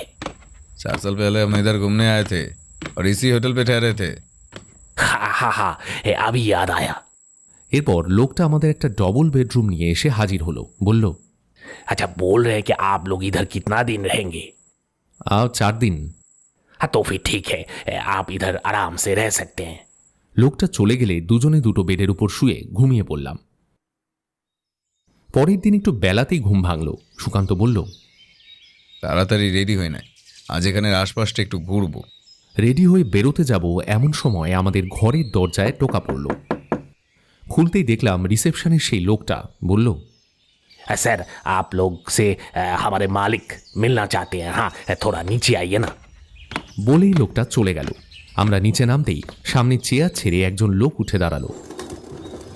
লোকটার চেহারা ছিমছাম, মাঝারি লম্বা, মাথায় ঘন চুল, কপালে একটা লাল তিলক কাটা, মুখের উপরে একটা মোটা গোঁফ রয়েছে। বলল, नमस्कार सुकांत बाबू, चिनते परचेन हमको? লোকটার বাংলা কথায় যথেষ্ট টান রয়েছে। ওই হিন্দি বাংলা মিলিয়ে এক প্রকার বুঝতে পারা যায় এমনটা আর কি। হোটেল ট্যালির মালিক শ্রীনিবাস কামলে। কুশল বিনিময় পর শ্রীনিবাস বলল, তা আপনি পুরানো সব ঘটনা ভুলে আবার এখানে এসেছেন দেখে খুব খুশি হলাম। এর আগের বার যা ঘটনা ঘটলো, ভগবান করুক এমন ঘটনা যেন কারোর সাথে না ঘটে। আমার নিজের কেন সন্তান নাই। আগের বার আপনার বিটিয়াকেই আমি নিজের বিটিয়ার মতোই ভালোবেসে ফেলেছিলাম। আর একটা কথা, ভাবিকে দেখছি না। She is dead. আর ছাড়ুন না সেসব কথা। পুরনো কথা শুনলে মানে আমরা মন খারাপ ছাড়া আর কিছুই পাবো না। হ্যাঁ, এটা ঠিক বলেছেন। তাছাড়া সুকান্ত বাবু, ইনি কি আপনার বন্ধু আছেন? হ্যাঁ, এ আমার বন্ধু মধুসূদন চক্রবর্তী। আপনি তো আমার পেশা সম্বন্ধে আগে থেকেই জানেন। আমার বন্ধু মধুসূদন ওই একই পেশায় যুক্ত। আরে নমস্কার দাদা, আমার নাম শ্রীনিবাস কামলে। আমিও প্রতি নমস্কার জানালাম। তা আপনারা কি এখন ঘুরতে বেরাচ্ছেন? হ্যাঁ, ঘুরতেই। বেশ বেশ, তবে খুব সাবধানে ঘোরাফেরা করবেন, কারণ এখানে 2 দিন ধরে খুব বৃষ্টি হয়েছে। পাহাড়ি রাস্তাঘাট সব বিশেষ করে দেখে শুনে চলাফেরা করবেন। আর কোনো রকম অসুবিধা হলে আমাকে বলবেন। তা আপনারা হোটেলে নাস্তা করে যাবেন তো? না, আজ আমরা নাস্তা বাইরে করব, তবে লাঞ্চ এবং ডিনার এখানেই করব। ঠিক আছে ঠিক আছে। হোটেলটা ছোট হলেও এখানে 3 বেলা খাওয়ার ব্যবস্থা রয়েছে। অবশ্য খাওয়ার জন্য আলাদা টাকা নির্ধারিত। এরপর আমরা পাহাড়ি সরু পথ বেয়ে নিচের দিকে নামতে শুরু করলাম। গোটা পথের বাঁদিকটা খোলা আর নিচে গভীর লম্বা খাদ বিস্তৃত। সুকান্ত এক জায়গায় দাঁড়িয়ে কিছু চিন্তা করছে দেখে জিজ্ঞেস করলাম, ইয়ে কি ভাবছিস বলতো? ঠিক এই জায়গাটা থেকেই আমার সোনা নিচে পড়ে গিয়েছিল। তুই কি মানে এই করতে এখানে এসেছিস? না না, চল। খানিকটা পথ যাওয়ার পর এক জায়গায় এসে রাস্তাটা দুভাগ হয়ে গেছে। ওই জায়গায় আবার ওকে থমকে দাঁড়িয়ে পড়তে দেখে বললাম, আরে আবার কি হলো? পালানি গ্রামের রাস্তাটা কোন দিকে ছিল? এর আগে ওই গ্রামে আমি গেছি, ডান দিক ছিল না বাদিকে? আমরা যে রাস্তায় এতক্ষণ ছিলাম সেই রাস্তাটা পুরোপুরি শুনশান। এমন সময় একটা লোক তার সাইকেলের পিছনে কিছু কাঠ বোঝাই করে আমাদের দিকেই আসছে দেখে সুকান্ত লোকটার কাছে গিয়ে বলল, দাদা, আপনি কি বাংলা ভাষা জানেন? হ্যাঁ জানি বই কি। তোমরা কারা বটে? আমরা কলকাতা থেকে আসছি। আমরা পালানি গ্রামে যাব, কিন্তু এখান থেকে কোন দিকে যেতে হবে সেটা বুঝে উঠতে পারছি না। ও পালানি গ্রামে যাবে? ওখানেই তো আমার ঘর রয়েছে। আমার পিছন পিছন আসো বটে। এরপর লোকটার পিছন পিছন আমরা যেতে শুরু করলাম। জানতে পারলাম লোকটার নাম মুগলি। আমরা তার বাংলা কথা শুনে এক প্রকার অবাক হয়ে গিয়েছিলাম। হোটেল মালিক শ্রীনিবাস কামলের বাংলায় যথেষ্ট টান থাকলেও মুগলির বাংলায় তেমন কোনো টান নেই। সে একেবারে একজন বাঙালির মতোই কথা বলছে। এরপর আমরা বেশ কিছু কুড়ে ঘরের সামনে এসে হাজির হলাম। ঘরগুলো উপর থেকে চট কিংবা ত্রিপলে ছাওয়া, কাজেই বুঝতে পারলাম এটাই হলো পালানি গ্রাম। গ্রামের একদম সামনে একখানা ঝুপড়ি মতো দোকান রয়েছে। দোকানের কাছে আমরা এগিয়ে গেলাম। মুগলিও সঙ্গে ছিল। আমাদের বলল, চা খাবে নাকি তোমরা? দেখলাম দোকানের ভিতরে একখানা বাঁশের তৈরি চেয়ারে একজন বৃদ্ধ লোক বসে আছেন। সুকান্ত লোকটাকে দেখা মাত্রই বলে উঠল, লামু কাকা, চিনতে পারছো আমাকে? বৃদ্ধ লোকটি তার জায়গা ছেড়ে উঠে দাঁড়িয়ে বেশ কিছুক্ষণ সুকান্তকে এক দৃষ্টে দেখল। বলল, বাঙালি বাবু, চিনতে পেরেছি বাবা। তা বাবা, তুমি যে একেবারেই পাল্টে গেছো। তোমাকে প্রথম দেখে তো চিনতেই পারিনি। এর আগে তুমি যখন এখানে এসেছিলে তখন তোমার চেহারা ছিল একেবারে অন্যরকম। তুমিও অনেক বুড়ো হয়ে গেছো লামু কাকা। যাক, পরিচয় করে দিয়ে, এ হলো আমার বন্ধু মধুসূদন। আর মধুসূদন, ইনি হলেন লামু কাকা, খুব ভালো লোক। আমি লামু কাকাকে নমস্কার জানালাম। মুগলি হঠাৎ বলল, বাবু তুমি কে বলো তো? আরে মুগলি, চিনতে পারলি না? এই বাবু 4 বছর আগে আমাদের এখানে এসেছিল। এখানে এসে বাবুর মেয়েটা আর ফিরল না রে। কত চেষ্টাই না করলো বাবু। হ্যাঁ, আমি পথ চলতে চলতে তাই ভাবতেছি, এ বাবুরে কেমন সেনা সেনা লাগতেছে। বাবু, বউ ঠান্ডে আনলেন না কেন? সে আর নেই। আমার মেয়ে তিতলি চলে যাওয়ার পর সেও এই পৃথিবী ছেড়ে চলে গেছে। হায় ঈশ্বর, এ তোমার কেমন বিচার! ছাড়ু না এসব কথাবার্তা। হ্যাঁ, সেই ভালো। বাবা, তোমরা দুজনে বসো তো দেখি। আমি তোমাদের জন্য ভালো করে একটু চা করে দিই। এই মুগলি, আরে আপারে গোলু মানু চাই ওলালি। এবারের কথাটা লামু কাকা ওদের মাতৃভাষায় বলল, যার কিছুই আমি বুঝে উঠতে পারলাম না। মুগলিও এইরকমই কিছু একটা বলার পর সাইকেল বোঝাই করা কাঠ নিয়ে চলে গেল। যাবার আগে বাংলায় আমাদের বলল, তোমরা বসো বসো বসো দাদা বাবু, আমি এটা রেখে এক্ষুনি আসছি। মুগলি চলে যাওয়ার পর আমরা দোকানের বাইরে থাকা একটা বাঁশের তৈরি লম্বা বেঞ্চের উপর বসলাম। বেঞ্চটা দোকানের বাইরে থাকলেও উপরটা খড়ের ছাউনি দিয়ে ভালোভাবে ছাওয়া রয়েছে, যাতে বৃষ্টি হলে বসে থাকা লোকজন ভিজে না যায়। এরপর আমরা দুজন দুটো সিগারেট ধরালাম। সুকান্ত লামু কাকার উদ্দেশ্যে বলল, তারপর তোমাদের গ্রামের কি খবর লামু কাকা? গ্রামের খবর? গ্রাম আর আসে কোথায় বাবা? এক এক করে সবাই তো চলে যাচ্ছে। চলে যাচ্ছে মানে কোথায়, আর কেন চলে যাচ্ছে? সুকান্তের প্রশ্নের মধ্যেই আমাদের আসরে আবার ফিরে এলো মুগলি। আমরা যে বেঞ্চের উপর বসেছিলাম সেই বেঞ্চেই বসল। লামু কাকা বলল, আমাদের এখানে বোধহয় ওই 25 ঘর লোকজন রয়েছে।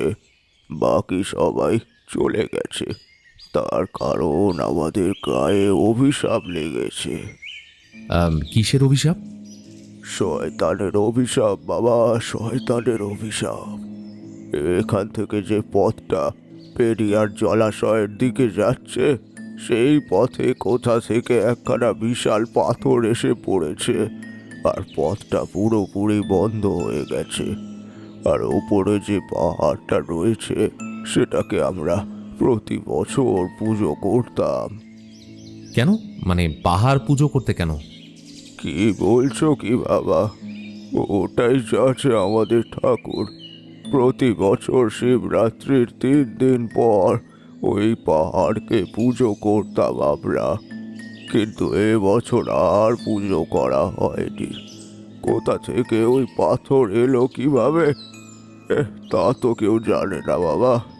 পাথরটা এসে পড়ার পর উপরে যাওয়ার পথটাই বন্ধ হয়ে গেছে একেবারে। মানে সামনে গিরিপথ, উপরের পাহাড়, তারপর ওই পাহাড়ের উপর থেকে কাবেরী নদী দেখার জায়গা সব বন্ধ হয়ে গেছে। লামু কাকা খুব দুঃখের সঙ্গেই জানালো হ্যাঁ। তারপর সুকান্ত মুগলিকে বলল, আচ্ছা মুগলি, ওই পাথর কোথায় পড়েছে সেই জায়গাটা আমাকে একবার দেখাতে পারবে? আমাদের নিয়ে যাবে সেখানে? মুগলি আমাদের নিয়ে চলল সেই পথে। যেতে যেতে সুকান্ত আমাকে বলল, লামু কাকা যে পাহাড়টার কথা বলছিল সেটা আসলে পাহাড় নয়, ওটা একটা আগ্নেয়গিরি। এবার বলি, আগ্নেয়গিরি পুজো করার রীতিটা নিশ্চয়ই শুনেছিস।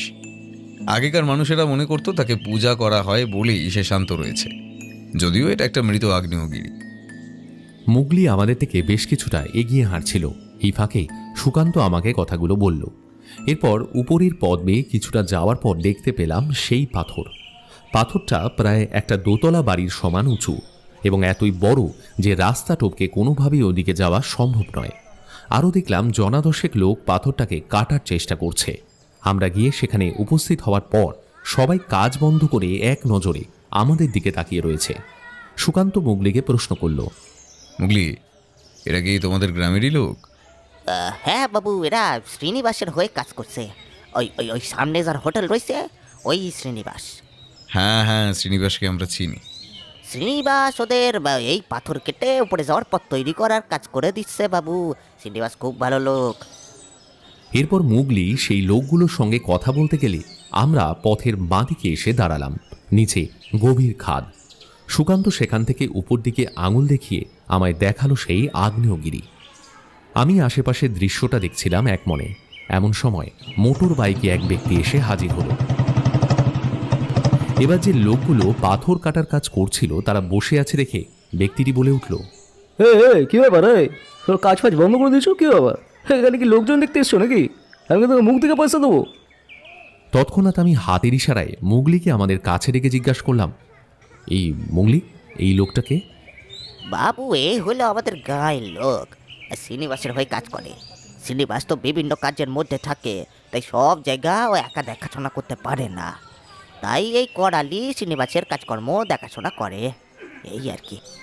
এরপর লোকটা শটান আমাদের দিকে এসে বলল, তোমরা এখান থেকে চলে যাও। জায়গাটা খুব বিপজ্জনক, ডেঞ্জারাস। কিন্তু দেখতেই পাচ্ছ পাথর কাটার কাজ চলছে। যে কোনো মুহূর্তে কিন্তু পাথরটা গড়িয়ে যেতে পারে। তোমাদের ভালোর জন্যই বলছি, ঠিক আছে? যে কোনো মুহূর্তে কিছু একটা অঘটন ঘটে যাবে। হা করে কি দেখছো? যে আর কাজ করো। কি হলো? কথাটা বলেই লোকটা আমাদের কাছ থেকে বেরিয়ে বাকি লোকেদের কাজ দাঁড়িয়ে দেখতে লাগলো। এমন সময় দেখি সুকান্ত আশেপাশে কি জানি লক্ষ্য করছে। না, ঠিক লক্ষ্য করছে না। আমার মনে হলো ও যেন কিছুর একটা গন্ধ পেয়েছে। আমি কাছে এগিয়ে গিয়ে বুঝলাম একটা পারফিউমের গন্ধ ছাড়ছে। ওকে বললাম, কিরে, কি হলো তোর? কিছু একটা গন্ধ পাচ্ছিস?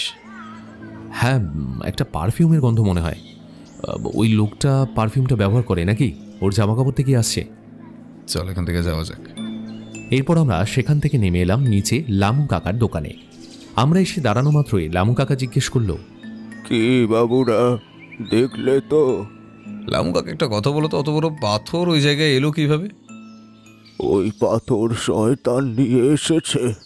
তাহলে শোনো, একদিন হঠাৎ সন্ধেবেলা খুব বৃষ্টি হচ্ছিল। তখনও আমি দোকানে রয়েছি। হঠাৎ একটা বিকট শব্দ হলো পাহাড়ের ওপর। তারপর মর করে ভেঙে পড়ল ওই পাথর। বহু বছর আগে থেকে ওই পাহাড়ে এক শয়তানের বাস। এতদিন ধরে আমাদের গ্রামের লোকজন তাকে পুজো করে শান্ত অবস্থায় রেখেছিল। পাথর পড়ে রাস্তা বন্ধ হয়ে যাওয়ায় এবছর তার পুজো বন্ধ হয়ে গেছে। তাই আবার সে জেগে উঠেছে।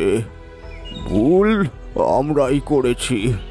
সেই সময় যদি এই গ্রামের সবাই মিলে এখানকার ঘর বাড়ি সব কিছু ওই লোকটাকে বিক্রি করে দিতাম, তাহলে হয়তো ভালোই হতো।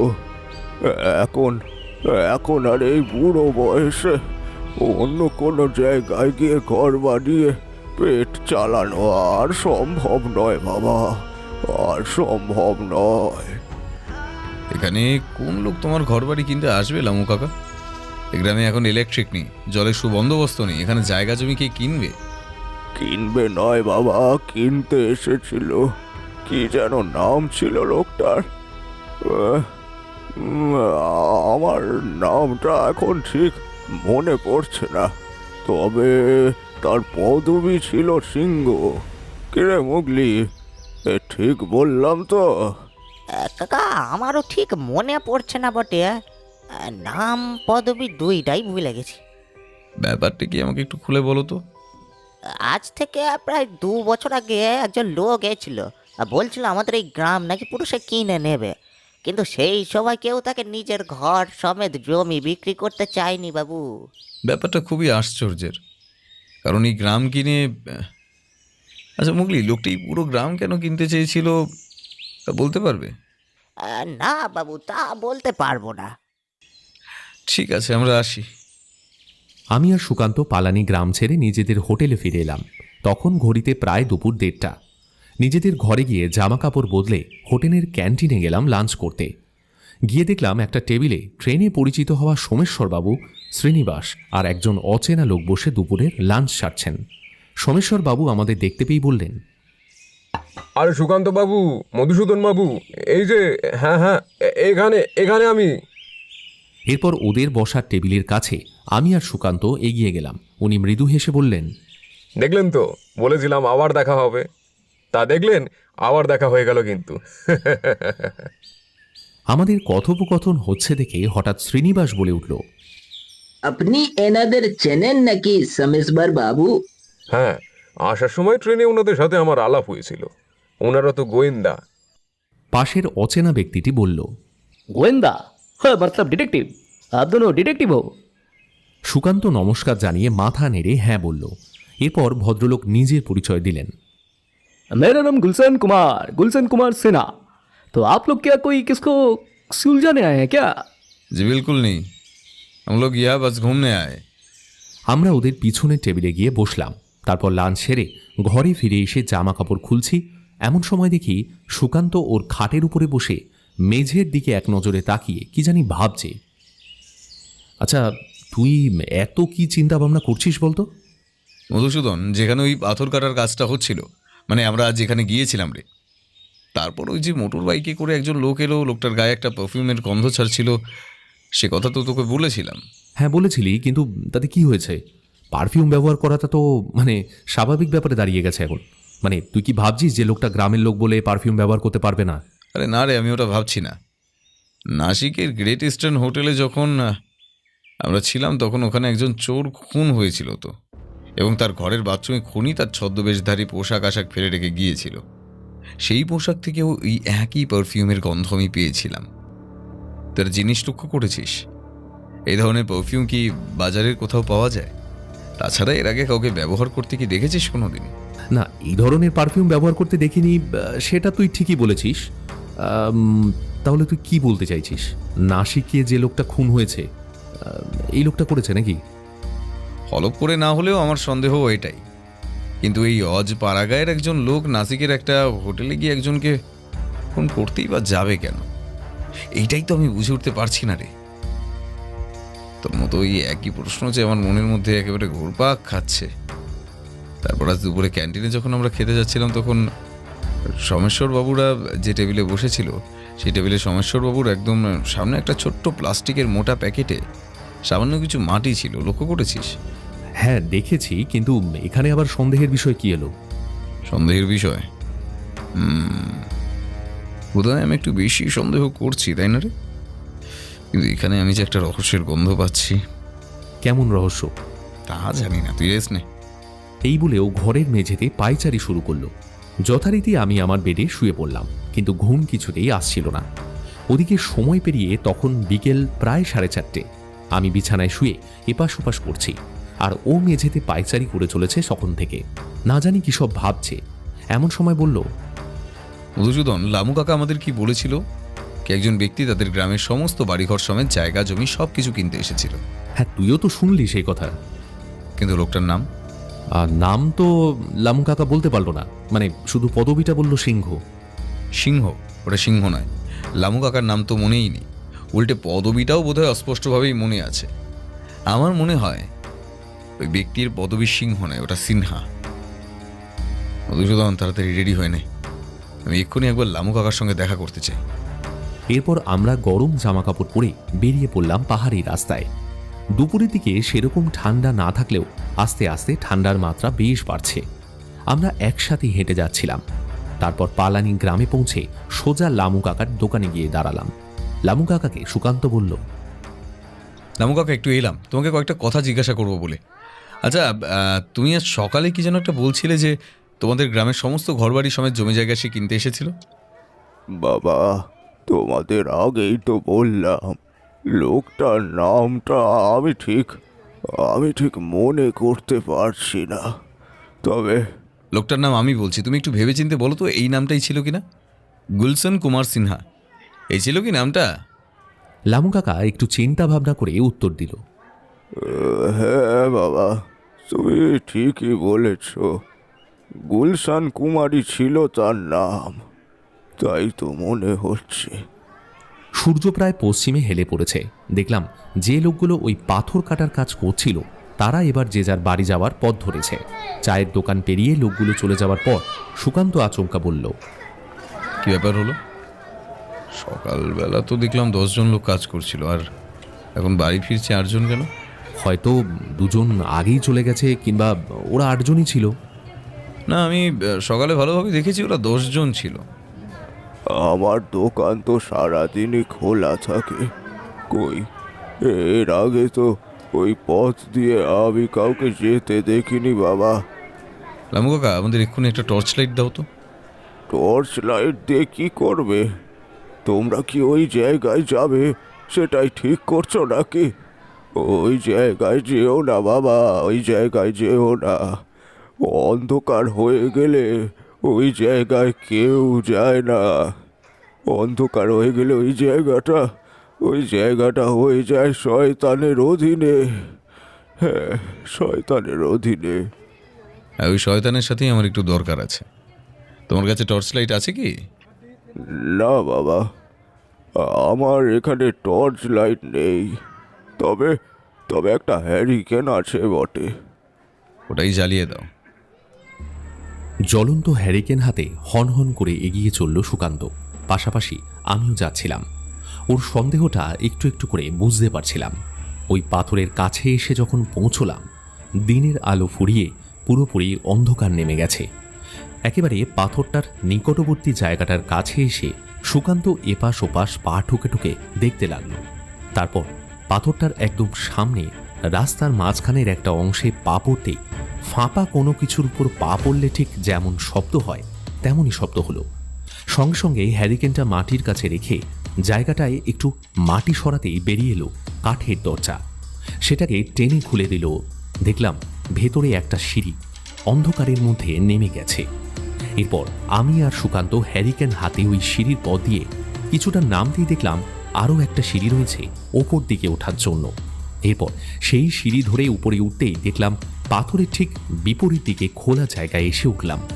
ব্যাপারটা আমার কাছে স্পষ্ট হয়ে গেল। এই পাথর পরে রাস্তা বন্ধ হলেও এই অন্দরমহলে পথ তৈরি করা হয়েছে পাথরের নিচ দিয়ে পাহাড়ের উপরের পথে যাওয়ার জন্য। আমরা সেই পথ অনুসরণ করে ঘন অন্ধকারের মধ্যেও উপরের দিকে চলতে লাগলাম। এমন সময়ে আকাশে বিদ্যুতের ঝলক দেখা গেল।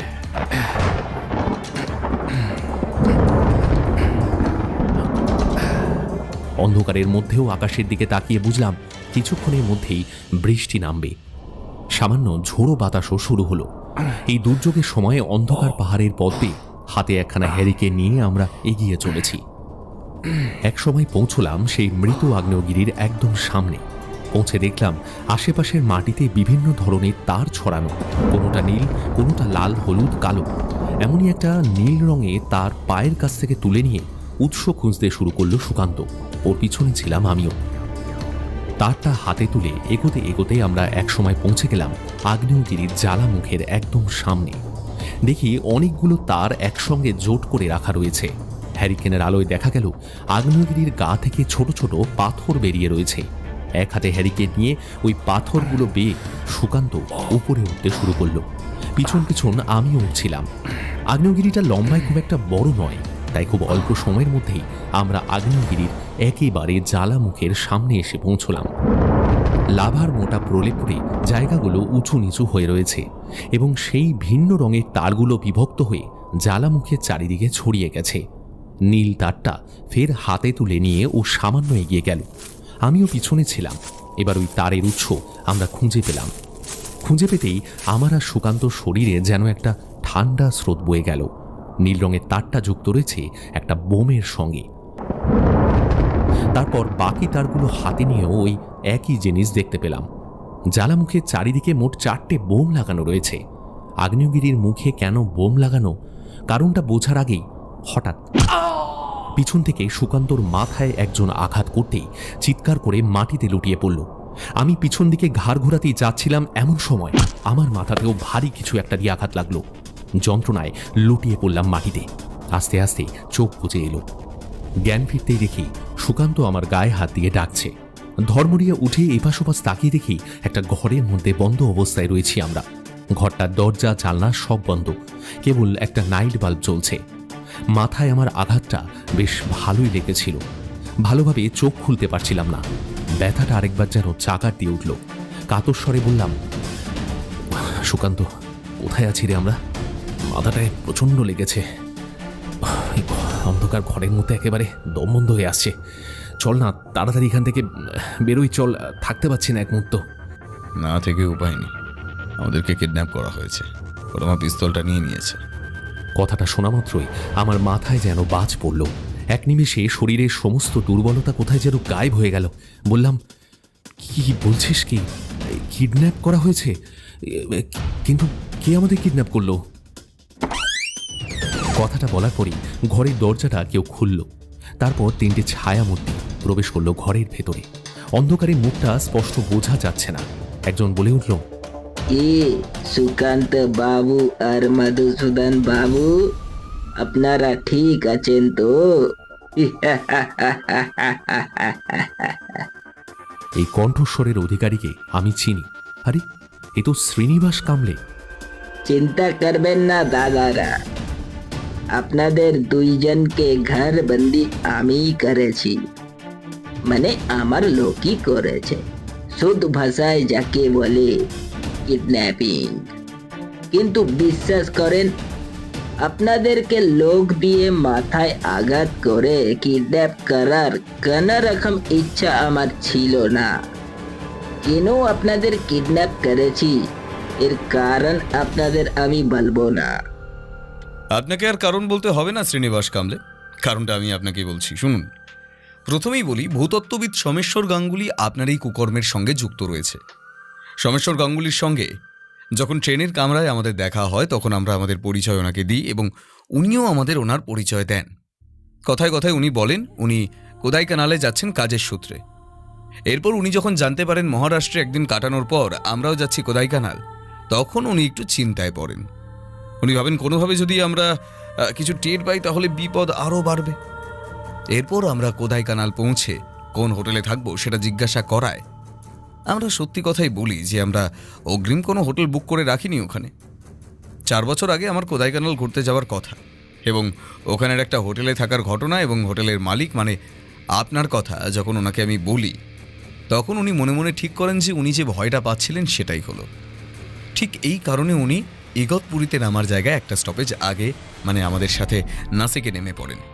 কারণ আমরা নাসিকের কোনো হোটেলে থাকবো সেটা জানতেই উনি সেদিন নাসিকে নেমেছিলেন। এরপর আমার অনুমান উনি নাসিক থেকেই আপনাকে টেলিফোন করে সমস্ত ব্যাপারটা জানান এবং আপনি নাসিকের একটি ছোটোখাটো ছিচকে চোরকে আমাদের হোটেলে থাকতে পাঠান। পরের দিন আপনারা এখান থেকে একজন লোককে পাঠিয়ে সেই ছিচকে চোরটিকে খুন করান। যাতে আমরা ওই খুনের কেসের ব্যাপারে ইনভলভড হই এবং আমাদের কোদাই কানাল আশা না হয়। এই ছিল আপনার এবং সোমেশ্বর গাঙ্গুলির প্ল্যান। কথাগুলো বলতে বলতেই সুকান্ত শ্রীনিবাস কামলের একদম সামনে গিয়ে দাঁড়ালো। আবারও সেই অট্টহাসি হাসতে শুরু করলো শয়তানটা। আপনি তো খুব সেয়ানা আদমি আছেন দেখছি। তা আমার লোকই যে ওই খুন করেছে তা আপনি জানলেন কিভাবে? হ্যাঁ, আপনি যাকে খুন করতে পাঠিয়েছিলেন সে তার ছদ্মবেশের পোশাক আশাকগুলো ওখানেই ফেলে রেখে এসেছিল এবং জামা কাপড়গুলোতে একটা অদ্ভুত পারফিউমের গন্ধ ছিল, যে পারফিউমটা বাজারে কোথাও পাওয়া যায় বলে আমাদের জানা নেই। এবং এখানে এসে আমরা করালি নামের ওই আপনার পোষা গুন্ডাটার শরীর থেকেও ওই একই পারফিউমের গন্ধ পাই। ওই যে আপনার ডান পাশে মুখে রুমাল বেঁধে যে দাঁড়িয়ে রয়েছে, ওর শরীর থেকে এখনও সেই গন্ধ আমি পাচ্ছি। আজকে আমার মাথার পেছন থেকে আপনার ওই পোষা কুত্তাটাই মেরেছে, তাই তো? এবার আপনাকে বলি, আজ দুপুরে আপনাদের সাথে যে লোকটি বসেছিল মানে গুলশন কুমার সিনহা, উনি সমস্ত পালানি গ্রামটা কিনে নিতে চেয়েছিলেন, কিন্তু যখন উনি দেখলেন গ্রামের লোকেরা তাকে কেউই নিজেদের ঘরবাড়ি বিক্রি করতে রাজি নয়, তখন উনি আপনার সাহায্য নেন এবং বছরখানেক আগে ঠিক এমনই এক বৃষ্টির রাতে আপনি ওই গ্রামের উপরিভাগে থাকা আগ্নেয়গিরিতে বোম ব্লাস্টিং করিয়ে সেই আগ্নেয়গিরিকে পুনরায় জাগিয়ে তোলার চেষ্টা করেছিলেন। উদ্দেশ্য একটাই, ওই আগ্নেয়গিরির জ্বালামুখ একবার খুলে গেলে তা থেকে নির্গত হওয়া লাভা সমস্ত গ্রামকে ধ্বংস করে দেবে এবং গ্রামবাসীরা গ্রাম ছাড়তে বাধ্য হবে। কিন্তু জ্বালামুখ ফাটল না। আমার অনুমান ওর আশেপাশের কোনো একটা বড় পাথর ওই বোম ব্লাস্টিংয়ের ফলে নিচে গড়িয়ে আস্তে আস্তে এক জায়গায় এসে আটকে যায়, ফলে উপরে যাওয়ার পথ পুরোপুরিভাবে বন্ধ হয়ে যায়। এরপর আপনি গ্রামের লোকেদের বলেন ওই পাথর কাটার কাজ আপনি লোক দিয়ে করাবেন। এরপর থেকে আপনার অল্প সংখ্যক লোক ওই পাথর কাটার কাজ করত এবং বেশিরভাগ লোক রাস্তা করে আন্ডারগ্রাউন্ড পথ তৈরি করত। এবার বলি, ওই আগ্নেয়গিরির কোন কোন অংশ দুর্বল তা আপনার জানা ছিল না, ফলেই আপনার প্রথমবারের বোম ব্লাস্টিংয়ের প্ল্যান বিফল হলো। এরপর আপনি ঠিক করেন একজন ভূতত্ত্ববিদকে নিয়ে এসে ওই আগ্নেয়গিরির দুর্বল অংশ আপনি বুঝে নেবেন, তারপর আবার বোম ব্লাস্টিং করিয়ে জ্বালামুখ ফাটিয়ে দেবেন। কিন্তু এই কাজ করলে তো আপনার হোটেলও পুরোপুরি ধ্বংস হয়ে যাবে। ব্রিলিয়েন্ট ব্রিলিয়েন্ট গোয়েন্দা বাবু, আপনার বুদ্ধিকে আমার প্রণাম। আর হোটেলের কথা বলছেন, ওই রকম ছোট্ট একটা হোটেল যাবে তো কি হবে? সিনহা সাহাব এই কাজের জন্য আমাকে কত টাকা দিচ্ছে তা আপনি জানলে অবাক হয়ে যাবেন। তাছাড়া বোম্বে শহরে আমার নামে উনি একটা হোটেল কিনেও দিয়েছেন। একটা কথা বলুন, ওই গ্রামের মাটির নিচে কি আছে? ওই গ্রাম নয় গোয়েন্দা বাবু, বলেন এই গ্রাম। আপনারা এখন পালানি গ্রামেরই একটা কুটুরিতে বন্দি আছেন। এখানের ঠিকানা কেউ জানে না। আর রইল বাকি, এই গ্রামের মাটির নিচে সোনা রয়েছে, সোনা, গোল্ড।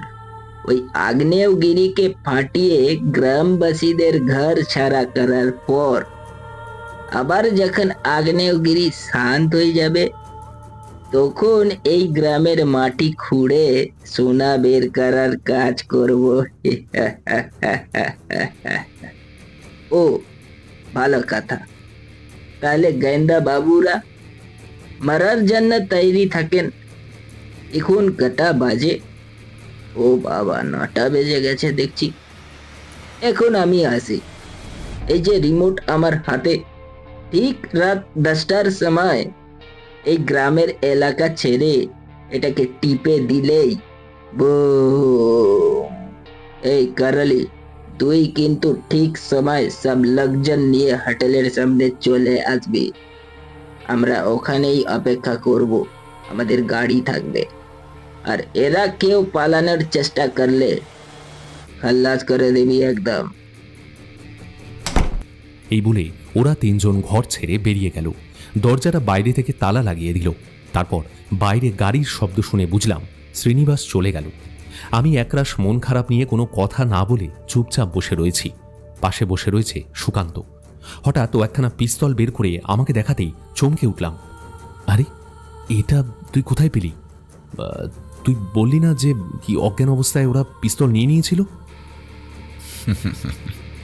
এটা আমার পিস্তল নয়, এটা শ্রীনিবাসের পিস্তল। ওর সাথে কথা বলার সময় পকেট থেকে বের করে নিয়েছিলাম। এবার শোন, আমাদের এখান থেকে যে করেই হোক বেরোতেই হবে, আর শ্রীনিবাস কামলিকে আটকাতেই হবে। এখন তুই আর আমি প্রচণ্ড জোরে জোরে চিৎকার করে নিজেদের মধ্যে ঝগড়া করতে শুরু করব। তারপর আমি এই পিস্তলটা দিয়ে একটা ফলস গুলি চালাবো। তুই এমনভাবেই আর্তনাদ করে উঠবি যেন বাইরের লোকেদের মনে হয় ঝগড়া করতে করতে আমি তোর উপর গুলি চালিয়ে দিয়েছি। তারপর ওরা দরজা খুলে দেখতে এলেই ওদের পাকড়াও করবো আমরা। নে, শুরু কর। এই তোর জন্য আজ আমরা এখানে মরতে বসেছি, বুঝতে পেরেছিস? আমার জন্য মানে? আমি কি তোর হাত ধরে নিয়ে এসেছিলাম নাকি এখানে? হ্যাঁ হ্যাঁ, হাত ধরে নয় তো কি, আমরা তো এখানে ঘুরতে এসেছিলাম। তুই তো বেশি পাকামি করে এই কাণ্ডটা ঘটালি। সারা ভারতবর্ষে এত জায়গা থাকতে ওনার আবার এই পশ্চিমঘাট ঘুরতে আসার ইচ্ছে হয়েছে। তা তোর যেহেতু ভালো লাগছিল না, তুই এলি কেন আমার সাথে? এখন এখানে এসে সব দোষ আমার হয়ে গেল নাকি? হ্যাঁ, কার দোষ? আমার? আমার নাকি? তোর জন্য আজকে আমাকে মরতে হচ্ছে। দেখ মধুসূদন, ফালতু কথা কিন্তু একদম বলবি না। ফালতু কথা মানে কি? কিসের ফালতু কথা? তুই আমার জীবনটা শেষ করেছিস। বাজে কথা বলিস না মধুসূদন, এবার কিন্তু আমার মাথায় রক্ত উঠে যাচ্ছে। আর আমার মাথা গরম করালে কিন্তু তার ফল কি হয় সেটা তুই খুব ভালোভাবেই জানিস। কি করবি? হ্যাঁ, কি করবি তুই? কি করব দেখবি। এরপর প্ল্যান অনুযায়ী সুকান্ত ঘরের একটা দেওয়ালে গুলি চালালো। আমি সঙ্গে সঙ্গে ভীষণ চিৎকার করে দরজার একেবারে সামনে পড়ে রইলাম। একটু পরে দরজা খুলে দুজন ভিতরে এলো। তারপর আমি উঠে কিছু করার আগেই সুকান্ত দুটো গুলি পরপর চালিয়ে দুজনকে ঘায়েল করে দিল। আমি মুহূর্তের মধ্যে উঠে ঝাঁপিয়ে পড়লাম লোক দুটোর উপর, কিন্তু ততক্ষণে লোক দুটো অজ্ঞান হয়ে গেছে। সঙ্গে সঙ্গে আমরা বেরিয়ে আশপাশটা একবার দেখে নিলাম। না, আর কোনো লোক নেই। সামনে একটা মোটর বাইক দাঁড় করানো রয়েছে। মোটর বাইকটার সামনে গিয়ে আমি আর সুকান্ত বাইকে চাবি লাগানো রয়েছে কিনা দেখলাম। না, চাবি নেই। তারপর আমরা দুজনে দৌড়ে আবার সেই ঘরে গেলাম, যে ঘরে লোক দুটো অজ্ঞান হয়ে পড়েছিল। পকেট হাতড়ে করালির পকেট থেকে মোটর বাইকের চাবিটা পেয়ে গেলাম। তারপর আমরা দুজন সেই বাইকে চড়ে সোজা রাস্তা ধরে এগিয়ে যেতে থাকলাম। সুকান্ত বাইক চালাচ্ছিল, আমি ওর পিছনে। তখনও ঝিরিঝিরি করে বৃষ্টি পড়ছে। এমন সময়ে রাস্তায় একখানা টেলিফোন বুথ দেখতে পেয়ে সুকান্ত বাইকটা দাঁড় করালো। টেলিফোন বুথে গিয়ে মানিব্যাগ থেকে নাসিকের সেই পুলিশ ইন্সপেক্টর পঙ্কজ প্রসাদের দেওয়া কার্ডটা বের করে ফোন করলো সেই নাম্বারে। হ্যালো, ইন্সপেক্টর প্রসাদ বলছেন? হ্যাঁ হ্যাঁ, আমি সুকান্ত লাহিড়ী বলছি। নাসিকে আপনার সঙ্গে দেখা হয়েছিল। হ্যাঁ হ্যাঁ হ্যাঁ হ্যাঁ, না আমরা এখন কোথায় কানালেই আছি। আপনার ওখানের গ্রেট ইস্টার্ন হোটেলে যে ছিঁচকে চোরটি খুন হয়েছিল না, তার খুনি তো এখানেই আছে। হ্যাঁ, 100% শিওর। এরপর সুকান্ত ইন্সপেক্টর প্রসাদকে সমস্ত ঘটনার বিবরণটা সংক্ষেপে বলল। আপনাকে আরও একটা হেল্প করতে হবে আমার। হ্যাঁ, আপনাকে যেটা করতে হবে, এই কোদাই কানালের থানায় একটু কষ্ট করে যোগাযোগ করে খবর দিতে হবে। নাহলে এই গ্রাম আর এই গ্রামের লোকেদের কিন্তু বাঁচানো যাবে না। এই কাজের পেছনে কারা কারা রয়েছে সেটা আপনাকে একটু আগেই বললাম। আপনি এখানে থানায় ওই তিনজনের নামও বলে দেবেন। শ্রীনিবাস কামলে এখনও ওর হোটেলেই রয়েছে। আমি আর আমার বন্ধু মধুসূদন তাকে ওখানেই আটকাতে যাচ্ছি। আপনি এখানে পুলিশদের তাড়াতাড়ি ওই হোটেলে আসতে বলুন। ফোনটা রেখে আবারও বাইকে উঠে বসলাম আমরা। ট্যালি হোটেলের সামনে পৌঁছে দেখি শ্রীনিবাস আর সোমেশ্বর তাদের বাকি দলের লোকজনের জন্য হোটেলের বাইরে অপেক্ষা করছে। কিন্তু বাকি লোক আসবে কি করে? তাদেরকে তো একটু আগেই আমরা ধরাশায়ী করে দিয়েছি। আমাদের দেখতে পাওয়া মাত্রই ওরা গাড়িতে উঠে ড্রাইভারকে পালানোর নির্দেশ দিল। আমরা ওদের পিছু ছাড়লাম না। একটি পাহাড়ি রাস্তা, তার উপর উল্টো দিকে গভীর খাদ। এমন রাস্তায় খুব বেশি জোরে গাড়ি চালানো যায় না। উপরন্তু বৃষ্টি হয়ে রাস্তা আরও পিছল হয়ে গেছে। ওদিকে ওদের 4 চাকা গাড়ি আমাদের বাইকের চেয়ে বেশ জোরেই চলছিল বলাই বাহুল্য। কিন্তু আমরা ওদের পিছু ছাড়লাম না। ফলে আমরা সামান্য পিছিয়ে পড়লাম। প্রাণপণ চেষ্টা করছি যাতে শ্রীনিবাস কামলে ওই বাগানি গ্রাম ছেড়ে বেরোতে না পারে। যদি একবারও গ্রামের বাইরে চলে যায় তাহলেই রিমোট কন্ট্রোলটা দাবিয়ে দেবে আমরা বুঝতে পারছিলাম। কিন্তু এই বৃষ্টি আর পিছল রাস্তা আমাদের ক্রমেই পিছিয়ে দিচ্ছিল। এমন সময় ভগবান আমাদের সাথ দিল। রাস্তাটা খুবই খারাপ ছিল। এর আগের দিনই দেখেছিলাম বিভিন্ন জায়গায় ক্ষয়ে গিয়ে বড় বড় গর্ত হয়ে গেছে। আর বৃষ্টি হওয়ার পরে সেই গর্তগুলোতে জল জমে গেছে। এমনই একটা গর্তে ভুলবশত ওদের গাড়িটা নামিয়ে ফেলল ড্রাইভার। আর শত চেষ্টা করেও গাড়িটা গর্ত থেকে তুলতে সক্ষম হলো না ড্রাইভার। ইতিমধ্যেই আমরা পৌঁছে গেছি ওদের গাড়ির সামনে। শ্রীনিবাস আর সোমেশ্বর ধরা পড়ার ভয়ে গাড়ি থেকে বেরিয়ে দৌড়তে আরম্ভ করলো। ওদের পিছনে পিছনে আমরাও দৌড়ছিলাম। ছুটতে ছুটতে একসময় সুকান্ত শ্রীনিবাসকে আর আমি সোমেশ্বরকে ধরে ফেলি। হাতাহাতি শুরু হয়। সোমেশ্বরকে এক ঘুষিতে কাহিল করে দিই। ওদিকে সুকান্ত আর শ্রীনিবাসের মধ্যে জোর লড়াই চলছে। আমি পিছন থেকে শ্রীনিবাসকে জাপটে ধরলাম। তারপর সুকান্ত পরপর 4-5খানা ঘুষি ওর মুখে বসিয়ে দিল। রাস্তার উল্টো দিক থেকে একটা গাড়ির আলো দেখতে পাই আমরা। গাড়িটা কাছে এগিয়ে আসে দেখি পুলিশের গাড়ি। তখনও আমি শ্রীনিবাসকে জাপটে ধরে রয়েছি। এবার সুকান্ত শ্রীনিবাসের পকেট থেকেও রিমোটটা বের করে নিয়ে পুলিশের হাতে তুলে দিল, বলল, नमस्ते, मैं डिटेक्टिव सुकांत लाहिरी, ले जाए इन दोनों को। দুজন পুলিশ শ্রীনিবাসকে টানতে টানতে নিয়ে যাচ্ছিল গাড়িতে। শ্রীনিবাস তখনও রাগ ভরা দৃষ্টিতে আমাদের দিকে দেখছে। এমন সময় হঠাৎই সে 2 পুলিশকে ছিটকে ফেলে দিয়ে দৌড়ে এলো সুকান্তর দিকে। দৃশ্যটা দেখা মাত্রই সুকান্তকে ঠেলে সরিয়ে দিলাম, আর শ্রীনিবাস আমার বুকে একটা লাথি বসিয়ে দিল। আমি টাল সামলাতে পারলাম না। মধুসূদন!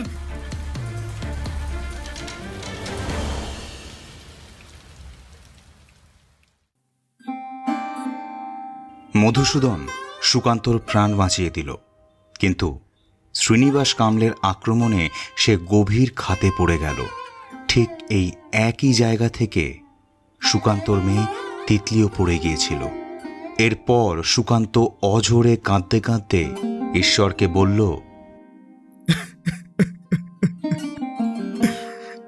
ঈশ্বর, জানি না কোন পাপের শাস্তি তুমি আমাকে বারবার দিচ্ছ। এই জায়গায় এসে প্রথমে আমার মেয়েকে তুমি কেড়ে নিলে আমার কাছ থেকে, তারপর আমার স্ত্রীকেও, এখন আমার প্রাণের চেয়ে প্রিয় বন্ধুকেও কেড়ে নিলে। কেন কেন কেন? ওদিকে মধুসূদনের হঠাৎই জ্ঞান ফিরতেই সে দেখল সে এক অচেনা জায়গায় শুয়ে রয়েছে। তার সামনে কয়েকটি নেংটি মতো কাপড় পরে থাকা মানুষ মশাল জ্বালিয়ে এক দৃষ্টিতে তার দিকে দেখছে। মধুসূদন মনে মনে ভাবল, তার সাথে এসব কি হচ্ছে? ওই অত উঁচু থেকে পড়েও কোনো মানুষ কি বাঁচতে পারে? তাছাড়া এই আদিবাসী মানুষগুলোই বা কারা? তাহলে কি এরা জমের দুধ? খুব বয়স্ক একজন বলে উঠল, তা তুমি কে হ্যাঁ বাচ্চা? মধুসূদন চমকে উঠে বলল,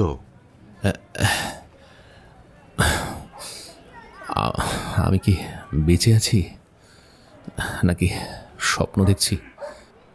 তুমি বেঁচে আছো, কিন্তু তোমার শরীরটা যে দুর্বল আছে।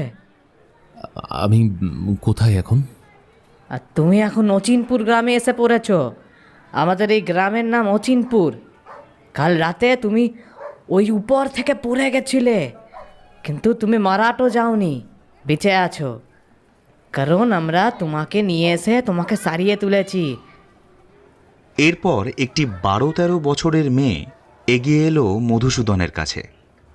মশালের আলোয় মধুসূদন দেখল মেয়েটির গায়ের রং বেশ ফর্সা, মাথায় ঘন কালো চুল, টানা টানা 2 চোখ, গায়ে আদিবাসী মেয়েদের মতোই পোশাক। মেয়েটি তার 2 হাতে মধুসূদনের মানিব্যাগটা আঁকড়ে ধরে আছে। এবার মেয়েটি কাঁদতে কাঁদতে মধুসূদনকে বলল, তোমার ব্যাগে এই ছবিটা কার? এই বলে মেয়েটি মধুসূদনের মানিব্যাগটা খুলতেই পরপর 2 পাসপোর্ট সাইজ ফটো দেখা গেল। ফটোগুলোর একটা ছিল ওর নিজের এবং অপরটি সুকান্তর। এবার মেয়েটির প্রশ্নের উত্তরে মধুসূদন তাকে বলল, এটা আমি, আর এটা আমার বন্ধু সুকান্ত। দাও, ব্যাগটা আমাকে দিয়ে দাও। মেয়েটি ব্যাগটা মধুসূদনের হাতে দিয়ে আবারও কাঁদতে কাঁদতে বলল, আমার বাবা তোমার বন্ধু? এ কথা শোনা মাত্রই মধুসূদনের টনক নড়ে উঠল। এবার মধুসূদন বিছানা ছেড়ে উঠে বসে। কি বললি তুই? এটা তোর বাবা? মেয়েটি 2 চোখ মুছতে মুছতে ঘাড় নেড়ে বলল, হ্যাঁ। তোর নাম তিতলি? মেয়েটি আবারও ঘাড় নেড়ে হ্যাঁ বোঝালো। ভগবান, ভগবান, তোমার অশেষ লীলা, অশেষ লীলা তোমার। তুমি আবারও প্রমাণ করে দিলে তুমি আছো। পাশ থেকে একজন আদিবাসী ব্যক্তি বলল, কয়েক বছর আগে ঠিক তোমারই মতো একজন ওই উপর থেকে কোনো একটা কারণে পড়ে গেছিল। তারপর থেকেই ও আমাদের সাথেই আছে। কিন্তু আপনারা বাংলা জানলেন কিভাবে? আমরা এক সময় পালানি গ্রামে থাকতাম। বহু বছর আগে আমাদের গুরু আচার্য হর্ষবর্ধন আমাদের পূর্বপুরুষের এই ভাষা শিখিয়েছিল, কিন্তু সেখানে সেখানে ভয়ঙ্কর শয়তানের বাস। শয়তানের কোপে পড়ে আমাদের অনেক লোক মারা গেছে। ওখানে থাকলে আমরা মারা যেতাম, তাই আমরা এই জায়গাটা বেছে নিই। এখানে আমাদের কেউ ক্ষতি করার নেই।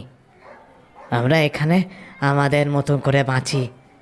গোটা জগতের থেকে আমরা আলাদা। আমরা যে এখানে রয়েছি তাই জগতের কেউ জানে না। কিন্তু কিন্তু এই মেয়েটি তো আমার বন্ধুর মেয়ে, মানে আমার মেয়ে। আপনারা এতদিন যে ওকে এভাবে ভালো রেখেছেন, যত্ন করেছেন, তার জন্য আপনাদের ঋণ আমি কোনোদিনও ভুলবো না। হ্যাঁ, তা তো এই মেয়েটির কথা শুনেই বুঝতে পারলাম। কিন্তু দুঃখের বিষয়, তোমরা তো এখান থেকে আর ওই জগতে ফিরতে পারবে না কোনোদিনও। মানে কেন ফিরতে পারবো না? কারণ এই গ্রামে যে একবার এসে পড়ে সে আর এই গ্রাম থেকে ওই জগতে ফিরতে পারে না। এখান থেকে ও জগতে যাওয়ার কোনো রাস্তা নেই। রাস্তা নেই মানে? তাহলে আপনারা যখন এখানে এসেছিলেন তখন কিভাবে এসেছিলেন? নিশ্চয়ই আমার মতো পড়ে যাননি এভাবে। দোহাই আপনাদের, আমার বন্ধু মানে এই মেয়েটার বাবা, ও জানে না যে তার মেয়ে বেঁচে রয়েছে। সে জানে তার মেয়ে কবেই মারা গেছে। কন্যার মৃত্যুতে তার স্ত্রী অনেক বছর আগেই তাকে ছেড়ে চলে গেছে। আমার বন্ধুর একমাত্র সাথী বলতে আমিই ছিলাম। কিন্তু আমিও এখানে পড়ে গিয়ে যে বেঁচে রয়েছি সেই খবরটা হয়তো ও কোনোদিনই পাবে না। ও ভাববে আমিও মারা গেছি। দোহাই আপনাদের পায়ে পড়িয়ে আমাকে আমার বন্ধুর মেয়েটিকে নিয়ে যাওয়ার রাস্তা বলে দিন। আরে বললাম তো, এই গ্রামে থাকলে একবার এসে পড়লে ও জগতের সঙ্গে কোনো সম্পর্ক থাকে না। আমাকে ক্ষমা করবেন। এই বলে চারজন লোক সেখান থেকে হেঁটে চলে যেতেই যাচ্ছিল। এমন সময় সুকান্তর মেয়ে তিতলি গিয়ে ওই লোকটির হাত ধরল। তারপর আস্তে আস্তে লোকটির মন পরিবর্তন হলে সে আবার ফিরে এসে মধুসূদনকে বলল, ঠিক আছে, আমি আপনাদের রাস্তা বলে দেব, কিন্তু পার করিয়ে দিতে পারবো না। সে রাস্তা খুব কঠিন। মৃত্যুর সঙ্গে লড়াই করে বেরোতে পারলে তবেই তোমরা এই জগতে পৌঁছতে পারবে। কিন্তু তুমি এখন দুর্বল, গায়ে জোর নাই। কয়েকদিন আমাদের এখানে থাকে, একটু শরীরটা সারিয়ে তোলো, তারপর আমি তোমাকে ও পথে নিয়ে যাব। না না, আমি দুর্বল নই। আমার মাকে ফিরে পাওয়ার পর আমি আমার শরীরের নতুন করে শক্তি পেয়েছি। আমাকে এক্ষুনি নিয়ে চলুন সেই জায়গায়। উপরে আমার বন্ধু না জানি কী অবস্থায় রয়েছে। আসো আমার পিছন পিছন। মধুসূদন সুকান্তর মেয়ের হাতটা শক্ত করে ধরে ওই লোকটির দেখানো পথ অনুসরণ করতে করতে একসময় একটি বড় জলাশয়ের কাছে এসে হাজির হলো। তারপর বৃদ্ধ লোকটি সেই লাঠি দিয়ে ওই জলাশয়ের দিকে ইশারা করে মধুসূদনকে বলল, এই জলাশয় হলো এখান থেকে ওই জগতে যাওয়ার একমাত্র পথ। ওই পথ পেয়েই একটা সময় আমরা এখানে এসেছিলাম। তখন এখানে এই জলাশয়টা দেখছেন ছিল না, তবে এখনও জলের ভিতরে সেই রাস্তা রয়েছে। তুমি যদি এই এক ডুবে সেই পথ পার করতে পারো তাহলে ওই জগতে পৌঁছে যাবে। এ কথা শোনার পর মধুসূদন বেশ চিন্তায় পড়ল। কারণ সে যদিও এক ডুবে এই পথ অতিক্রম করে ফেলবে, কিন্তু তিতলি কি পারবে? তাও মনে মনে এক রাস সাহস নিয়ে সে তিতলিকে তার বাবার কাছে ফিরিয়ে নিয়ে যাবেই এই কথাটা ভেবে ওই পথ অতিক্রম করার সিদ্ধান্ত নিল। ওদিকে ওই আদিবাসী বৃদ্ধ লোকটি ততক্ষণে তিতলিকে জড়িয়ে ধরে অঝরে কাঁদতে কাঁদতে বলল, আরে তোকে আমি এতদিন নিজের হাতে মানুষ করেছি, তাই তুই চলে যাবি বলে ভীষণ কষ্ট হচ্ছে রে মা। কিন্তু তোকে তো যেতেই হবে। আমি বুড়ো হয়েছি, নাহলে কবেই তোকে এই পথ পার করে ওই জগতে ফিরিয়ে দিয়ে আসতাম। যা মা যা, চলে যা। এরপর তিতলি ফিরে এসে মধুসূদনের পিঠে চড়ে বসল। সে তার বাবার কাছে ফেরার জন্য তৈরি। তারপর মধুসূদন একটা দড়ি দিয়ে শক্ত করে তার শরীরের সঙ্গে তিতলিকে বেঁধে নিল। তারা দুজন জলে নামতেই যাচ্ছে, এমন সময় পিছন থেকে বৃদ্ধ লোকটি বলে উঠল, আমাদের ভুলে যাসনি মা, ভুলে যাসনি। এরপর তারা জলে ঝাঁপ দিল। ডুব সাঁতার দিয়ে একটু গভীরে যেতেই মধুসূদন সেই পথটা পেয়ে গেল। পথটা একটা সুড়ঙ্গের মতো। সেই পথে প্রবেশ করা মাত্রই মধুসূদন বুঝতে পারল যে তার আর সাঁতার কাটার প্রয়োজন নেই। এই পথ এবার তাকে আপনা আপনি উপরের দিকে নিয়ে চলেছে। জলে ডুবন্ত অবস্থাতেই মধুসূদন তার 2 হাত দিয়ে একবার দেখে নিল যে তার পিঠের কাছে তিতলি আছে কিনা। এরপর একটা লম্বা নিঃশ্বাস নেওয়ার পর সে বুঝতে পারল তারা জলের একেবারে অপর প্রান্তে মানে উপরে চলে এসেছে। কিন্তু তিতলি? ঘাড় ঘুরিয়ে মধুসূদন দেখল তিতলির মাথাটা ঢলে পড়েছে তার বাঁ কাঁধের দিকে। তিতলি, মা তুই ঠিক আছিস তো? এরপর মধুসূদন আর সময় নষ্ট না করে সাঁতরে স্থলভাগে এসে তার কোমরের বাঁধনটা খুলে তিতলিকে মাটিতে শুইয়ে তার পেটে অবিরাম চাপ দিয়ে গিলে ফেলা জল বার করতে লাগলো। তিতলির মুখ দিয়ে বেশ কিছুটা জল বেরিয়ে যাওয়ার পর তার জ্ঞান ফিরল। তারপর আস্তে আস্তে তিতলি উঠে বসলে মধুসূদন তাকে নিজের বুকের কাছে টেনে নিল।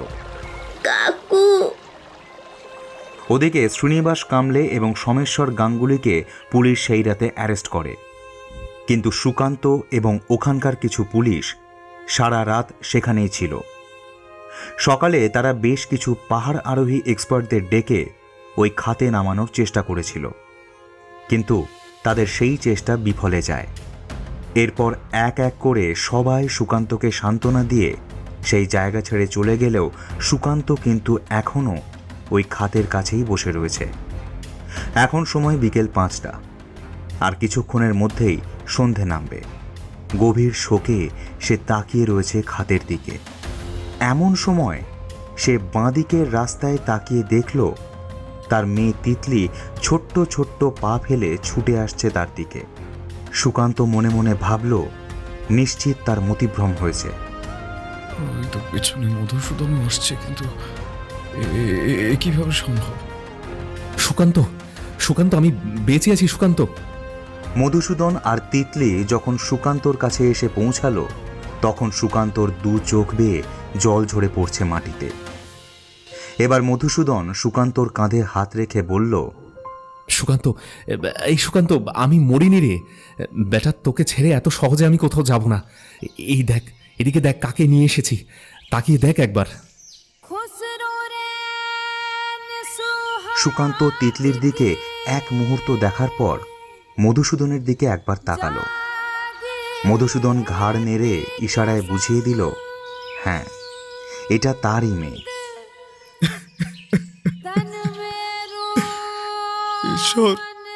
চল সুকান্ত, চল, আমরা আমাদের মাকে নিয়ে কলকাতায় ফিরে যাই।